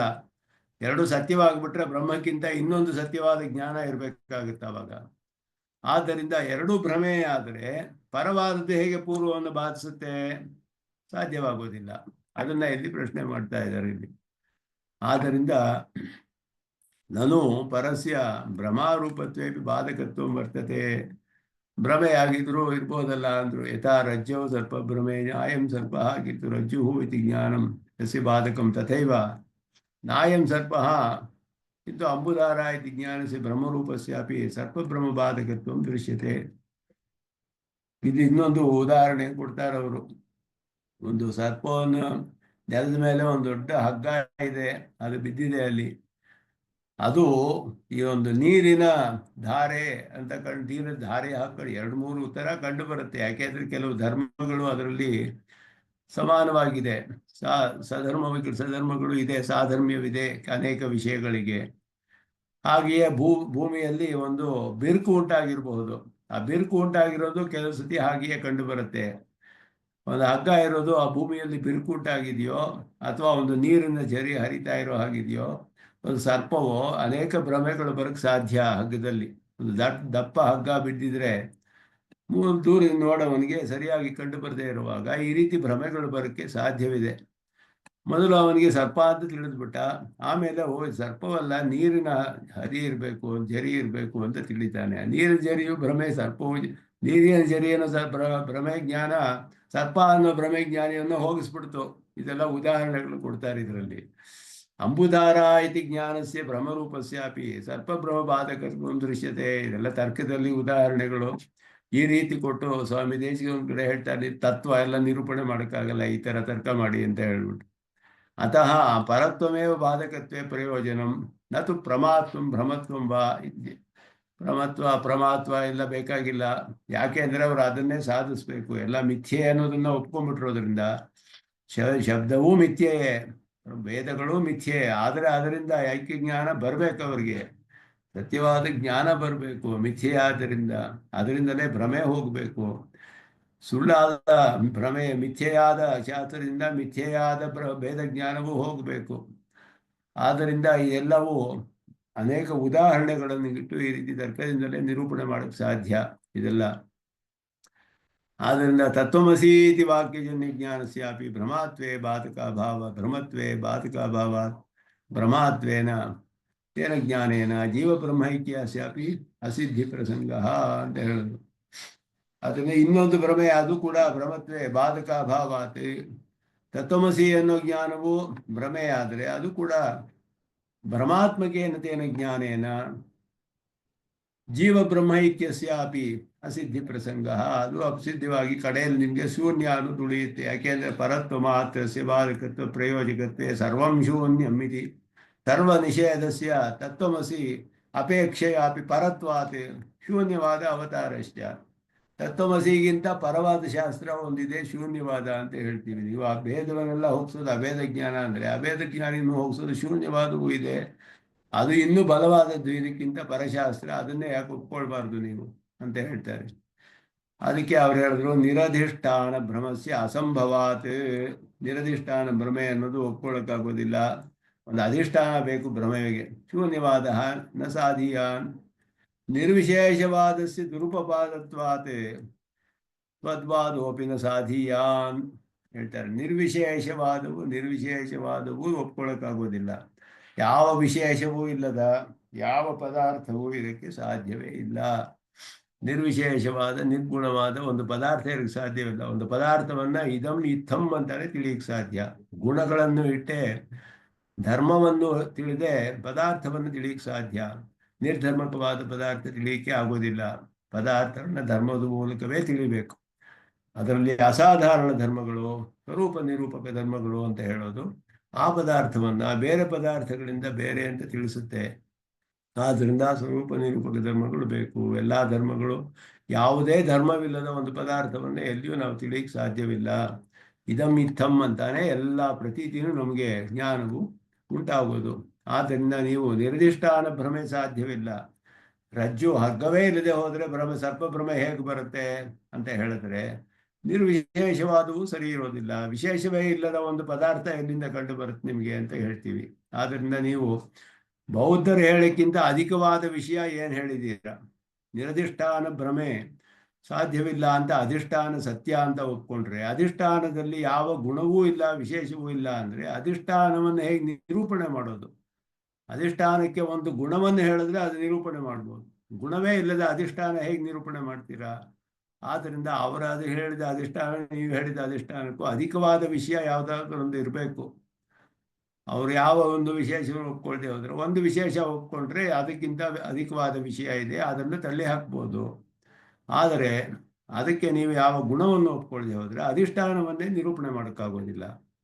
ಆದ್ದರಿಂದ ಇದು ಸಾಧಿಸಕ್ಕಾಗೋದಿಲ್ಲ ನೀವು ನಿರ್ವಿಶೇಷವಾದವನ್ನ ಅನ್ನೋದನ್ನ ಇಲ್ಲಿ ಹೇಳ್ತಿದ್ದಾರೆ. ಸಾಮಾನ್ಯಾಕಾರೇಣ ಅವಗತಸ್ಯ ವಿಶೇಷಾಕಾರೇಣ ಅವಗತಸ್ಯ ವಸ್ತುನಃ ಭ್ರಮಾಧಿಷ್ಠಾನತ್ವ ಸಂಭವಾತ್. ಸಾಮಾನ್ಯವಾಗಿ ತಿಳಿದ ವಿಷಯ ಒಂದು ವಿಶೇಷವಾದ ರೂಪದಲ್ಲಿ ತಿಳಿದು ಬರೋದೇ ಭ್ರಮೆ ಅಂತ ಹೇಳೋದು. ಭ್ರಮೆಗೆ ಅಧಿಷ್ಠಾನವಾಗಬೇಕಾದ್ರೆ ಸಾಮಾನ್ಯವಾದ ಒಂದು ಪದಾರ್ಥ ಯಾವುದೋ ಒಂದು ವಿಶೇಷವಾದ ರೂಪದಲ್ಲಿ ತಿಳಿದು ಬರಬೇಕು. ಸಾಮಾನ್ಯವಾಗಿ ಹಗ್ಗ ಅನ್ನೋದು ಒಂದು ಸರ್ಪ ಅನ್ನುವ ರೂಪದಲ್ಲಿ ಕಂಡು ಬರುತ್ತೆ ಇಲ್ಲಿ. ಆದ್ದರಿಂದ ಭಾಸ್ಕರ ಶುಕ್ಲ ರೂಪೇಣ ಅವಗತಸ್ಯ ಶುಕ್ತಿತ್ವೇನ ಅವಗತಸ್ಯೇವ ರಜತ ಭ್ರಮಾಧಿಷ್ಠಾನತ್ವಾತ್. ಆದ್ದರಿಂದ ಇದು ಒಂದು ಪ್ರಕಾಶ ಇರಬೇಕು. ಒಂದು ಅದರಲ್ಲಿ ಬೆಳ್ಳಿ ಅನ್ನುವ ಭ್ರಮೆ ಬರಬೇಕಾದ್ರೆ ಆ ಬೆಳ್ಳಿಯ ಒಂದು ಧರ್ಮ ಇದರಲ್ಲಿ ಕಂಡು ಬರಬೇಕು. ಆಗಲೇ ಅದು ಭ್ರಮೆ ಅಲ್ಲಿ ಉಂಟಾಗಲಿಕ್ಕೆ ಸಾಧ್ಯ. ಬೆಳ್ಳಿಯ ಭ್ರಮೆಯ ಒಂದು ಕಪ್ಪೆ ಚಿಪ್ಪಿನಲ್ಲಿ ಉಂಟಾಗಬೇಕಾದ್ರೆ ಬೆಳ್ಳಿಯ ಒಂದು ಧರ್ಮ ಅದರಲ್ಲಿ ಕಂಡು ಬರಬೇಕು, ವಿಶೇಷವಾದ ಒಂದು ರೂಪ ಕಂಡು ಬರಬೇಕು. ಆ ವಿಶೇಷ ಆಕಾರ ತಿಳಿದ್ರೇನೆ ಅದನ್ನು ಆವಾಗ ಈ ಹಗ್ಗದ ಒಂದು ವಿಶೇಷದ ಆಕಾರ ತಿಳಿದ್ರೆ ಈ ಭ್ರಮೆ ಹೋಗುತ್ತೆ. ಅದನ್ನು ವಿಶೇಷ ಆಕಾರ ಅವಗಮೆ ಸತ್ಯೇವ ರಜತ ಭ್ರಮ ನಿವೃತ್ತೇ ದರ್ಶನ ಆಯ್ತು. ಆದ್ದರಿಂದ ಈ ರೀತಿ ಒಂದು ವಿಶೇಷವಾದ ಆ ಪದಾರ್ಥದ ಆಕಾರ ತಿಳಿದಾಗ ಆಗ ಈ ಭ್ರಮೆ ಹೋಗುತ್ತೆ. ಆದ್ದರಿಂದ ಸರ್ಪ ಅಂತ ತಿಳಿದಾಗ ಇಲ್ಲ ಇದು ಬರೀ ಅಚೇತನ, ಇದು ಹಗ್ಗವೇ, ಇದರಲ್ಲಿ ಏನು ಜೀವವೇ ಇಲ್ಲ ತಿಳಿದಾಗ ಅದು ಈ ಸರ್ಪ ಅಲ್ಲ ಅನ್ನೋದು ಹೋಗುತ್ತೆ, ನಮಗೆ ಸರ್ಪದ ಭ್ರಮೆ ಹೋಗುತ್ತೆ. ಅದೇ ರೀತಿಯಲ್ಲಿ ಇಲ್ಲಿ ಬ್ರಹ್ಮವನ್ನು ಬಿಟ್ಟು ಎಲ್ಲವೂ ಮಿಥ್ಯೆ ಅಂತ ಹೇಳಿದ್ರೆ ನೀವು ಬ್ರಹ್ಮಣ ನಿರ್ವಿಶೇಷತ್ವೇಚ, ಬ್ರಹ್ಮ ನಿರ್ವಿಶೇಷ ಅಂತ ಹೇಳಿದ್ರೆ ಎಲ್ಲವೂ ಮಿಥ್ಯೆ, ಬ್ರಹ್ಮವೂ ನಿರ್ವಿಶೇಷ ಅಂತ ಹೇಳಿದ್ರೆ ಪ್ರಪಂಚ ಭ್ರಮಸ್ಯ ತನ್ನಿವೃತ್ತೇಶ್ಚ ಕಥಂಚಿದಪಿ ನ ಸಂಭವ. ಪ್ರಪಂಚ ಬ್ರಹ್ಮವು ಬಿಟ್ಟು ಎಲ್ಲ ಮಿಥ್ಯೆ, ಬ್ರಹ್ಮಕ್ಕೂ ಯಾವ ವಿಶೇಷವಿಲ್ಲ. ಪ್ರಪಂಚ ಭ್ರಮೆಯೂ ಹೋಗೋದಿಲ್ಲ, ಅದರ ನಿವೃತ್ತಿಯೂ ಆಗೋದಿಲ್ಲ. ಬ್ರಹ್ಮದ ಒಂದು ವಿಶೇಷ ತಿಳಿಬೇಕು. ಪ್ರಪಂಚದಿಂದ ಅದನ್ನು ಬೇರ್ಪಡಿಸ್ಬೇಕಾದ್ರೆ ಬ್ರಹ್ಮದಲ್ಲಿರುವ ಒಂದು ವಿಶೇಷ ತಿಳಿದ್ರೆ ಹೋಗುತ್ತೆ. ಆವಾಗಲೇ ಈ ಭ್ರಮೆ ಅನ್ನೋದು ಹೋಗೋದು. ಇಲ್ಲೇ ಹೋದರೆ ಅದು ಹೋಗೋದಿಲ್ಲ, ನಿರ್ವಿಶೇಷವಾದರೆ ಅದು ಹೋಗೋದಿಲ್ಲ ಅಂತ ಇಲ್ಲಿ ಹೇಳ್ತಾರೆ. ಅದನ್ನೇ ಇಲ್ಲಿ ಇನ್ನೂ ಸ್ವಲ್ಪ ಇದೆಲ್ಲವೂ ಕೂಡ ತರ್ಕದಿಂದಲೇ ಅಂಬುದಾರ ಮೊದಲಾದ್ದು ಹೇಳ್ತಾರೆ. ಕಡೆಯಲ್ಲಿ ಇಲ್ಲಿ ಹೇಳ್ತಿರೋದು ಏನು ಅಂತ ಹೇಳಿದ್ರೆ, ಸರ್ವತ್ರಾಪಿ ಸಾವಕಾಶತ್ವ ನಿರವಕಾಶತ್ವೇವ ಬಾಧ್ಯಬಾಧಕ ಭಾವ ಪ್ರಯೋಜಕೆ ಅಂದರು. ಸಾವಕಾಶ ನಿರವಕಾಶ ಅನ್ನೋದೇ ಇಲ್ಲಿ ಬಾಧ್ಯ ಬಾಧಕಕ್ಕೆ ಜನರಲ್ಲು ಎಕ್ಸೆಪ್ಷನ್ನು ಅನ್ನೋದು, ಅದುವೇ ಬಾಧ್ಯ ಬಾಧಕಕ್ಕೆ ಪ್ರಯೋಜನವಾಗುತ್ತೆ ಅಂತ ಹೇಳಿದ್ರು. ಪ್ರಕೃತೇತು ತತ್ವಮಸಿ ವಾಕ್ಯಜನ್ಯ ಜ್ಞಾನೇ ಬ್ರಹ್ಮ ವ್ಯತಿರಿಕ್ತ ಮಿಥ್ಯಾತ್ವಜ್ಞಾನೇನ ಮಿಥ್ಯಾ ವಿಷಯಕತ್ವ ನಿಶ್ಚಯೇನ ಸಾವಕಾಶತ್ವಾತ್ ಪ್ರಪಂಚ ಭ್ರಮ ನಿವರ್ತಕಂ ಸರ್ವತಾ ಸಂಭವತಿ. ಆದ್ದರಿಂದ ತತ್ವಮಸಿ ಎನ್ನುವ ಜ್ಞಾನದಲ್ಲಿ ಬ್ರಹ್ಮಕ್ಕಿಂತ ಬೇರೆ ಆದದ್ದೆಲ್ಲ ಮಿಥ್ಯೆ ಆದ್ದರಿಂದ, ತತ್ವಮಸಿ ವಾಕ್ಯವು ಮಿಥ್ಯೆ ಆದ್ದರಿಂದ ಇದರಲ್ಲಿ ಏನು ಎಕ್ಸೆಪ್ಷನ್ನೇ ಇಲ್ಲ. ಬೇರೆ ಅಧಿಕವಾದ ವಿಷಯ ಏನಿದೆ? ಮಿಥ್ಯಾ, ಇದು ಕೂಡ ಮಿಥ್ಯೆ ಅಂತ ತಿಳಿದು, ಬ್ರಹ್ಮಕ್ಕಿಂತ ಎಲ್ಲ ಮಿಥ್ಯೆ, ತತ್ವಮಸಿ ಮಾಸವು ಮಿಥ್ಯೆ. ಒಂದೇ ಗ್ರೂಪಿಗೆ ಸೇರಿತ್ತು ಎರಡು. ತತ್ವಮಸಿ ಮಹತ್ಯ ಸತ್ಯವಾಗಿದ್ದರೆ ಆಗ ಅದಕ್ಕೆ ಜಾಗ ಕೊಡಬೇಕಾಗಿತ್ತು, ನಿರವಕಾಶವಾಗಿರೋದು. ಎಲ್ಲ ಮಿಥ್ಯೆ ಆಗಿರೋದಕ್ಕೆ ಒಂದು ಸತ್ಯವಾದದನ್ನ ಅಕೊಮಡೇಟ್ ಮಾಡಬೇಕಲ್ಲ, ಎಕ್ಸೆಪ್ಷನ್ ಕೊಡಬೇಕಾಗತ್ತೆ. ಇದು ಮಿಥ್ಯೆ ಅದು ಮಿಥ್ಯೆ ಅಂದರೆ ಎರಡು ಮಿಥ್ಯೆಯೇ, ಅದಕ್ಕೇನೋ ಅಧಿಕವಾಗಿ ನಾವು ಎಕ್ಸೆಪ್ಷನ್ ಕೊಡಬೇಕಾಗಿಲ್ಲ. ಈ ಗ್ರೂಪಲ್ಲೇ ಅದು ಸೇರಿಬಿಟ್ಟಿದೆ. ಎಕ್ಸೆಪ್ಷನ್ ಅಂದರೆ ಅದಕ್ಕೆ ವಿರುದ್ಧವಾಗಿರಬೇಕು, ಆವಾಗಲೇ ಅದಕ್ಕೆ ನಿರವಕಾಶ ಅಂತ ಬರೋದು. ಇದು ಸಾವಕಾಶ ಅದು ಸಾವಕಾಶವೇ ಆಗೋಯ್ತು, ಇದರಲ್ಲೇ ಅದು ಸೇರಿಬಿಡುತ್ತೆ. ಆವಾಗ ಇದು ಬಾಧ್ಯಬಾಧಕ ಭಾವ ಬರೋಕ್ಕೆ ಸಾಧ್ಯವಿಲ್ಲ. ಇದರಲ್ಲಿ ಪ್ರಪಂಚದ ಭ್ರಮೆಯೂ ಮಿಥ್ಯೆ, ತತ್ವಮಸಿಯೂ ಮಿಥ್ಯೆ. ಮಿಥ್ಯೆಯನ್ನು ಹೇಗೆ ಹೋಗಿಸುತ್ತೆ? ಸತ್ಯವು ಮಿಥ್ಯೆಯನ್ನು ಹೋಗಿಸ್ಬೋದು, ಮಿಥ್ಯೆ ಅನ್ನೋದು ಸತ್ಯವನ್ನು ಹೋಗಿಸ್ಬೋದು. ಇದು ಎರಡು ಮಿಥ್ಯೆ ಅಥವಾ ಎರಡು ಸತ್ಯ ಆದರೆ ಒಂದಕ್ಕೊಂದಕ್ಕೆ ಬಾಧ್ಯಬಾಧಕ ಭಾವ ಬರೋದಿಲ್ಲ. ಆದ್ದರಿಂದ ಇಲ್ಲಿ ಅದುವೇ ಸಾವಕಾಶ ನಿರವಕಾಶತ್ವೇ ಬಾಧ್ಯಬಾಧಕ ಭಾವ ಪ್ರಯೋಜಕೆ ಅಂತ ಹೇಳೋದು. ಎಲ್ಲ ಇದುವೇ ಈ ತರ್ಕದಲ್ಲಿ ಇದು ತುಂಬ ಮುಖ್ಯವಾದ ವಿಷಯ. ಇದನ್ನೇ ಭಾಷ್ಯಕಾರರು ವಿಸ್ತಾರವಾಗಿ ಶ್ರೀಭಾಷ್ಯದಲ್ಲಿ ಎಲ್ಲ ಇದನ್ನು ವಿಚಾರ ಮಾಡಿದ್ದಾರೆ. ಜಿಜ್ಞಾಸಾಧಿಕರಣದಲ್ಲಿಯೇ ಅದು ಅದ್ಭುತವಾಗಿ ಅದನ್ನು ವಿಚಾರ ಮಾಡಿದ್ದಾರೆ. ಅದಕ್ಕೆ ಮೇಲೆ ಅಸತ್ಯ ಸತ್ಯ ಸಿದ್ಧಿ ಅನ್ನೋದನ್ನು ಇನ್ನೂ ಅಧಿಕವಾದ ಕೆಲವು ತರ್ಕಗಳನ್ನು ಇಟ್ಕೊಂಡು ಇಲ್ಲಿ ನಿರಸನ ಮಾಡ್ತಾರೆ. ಮುಂದೆ ಸ್ವಾಮಿ ದೇಶಿಕನು ಅದನ್ನು ಮುಂದುವರಿಸೋಣ ಅಂತ ಹೇಳಿ ನಮಸ್ಕಾರ ಮುಗಿಸ್ಕೊಳ್ತೇನೆ. ನಿತ್ಯಮುಚ್ಚಿತ ಪದಾಮರುಕ್ಮ ವ್ಯಾಮೋಹತಃ ಕರಿತರಾಣಿ ನಾಯಮೇನೇ ಗುರೋರ್ಭಗವತೋಸ್ಯ ದೇಕ ಸಿಂಧೋ ರಾಮಾನುಜಶರಣೋ ಯರಣಂ ಪ್ರಪದ್ಯೆ ಕವಿತಾರ್ಕಿಕ ಸಿಂಹಾಯ ಕಲ್ಯಾಣ ಗುಣಶಾಲಿನೇ ಶ್ರೀಮತೆ ವೆಂಕಟೇ ವೇದಾಂತ ಗುರವೇ ನಮಃ. ಶ್ರೀಮತೆ ನಿಗಮಾಂತ ಮಹಾದೇಶಿಕಾಯ ನಮಃ. ಸರ್ವಂ ಶ್ರೀಕೃಷ್ಣ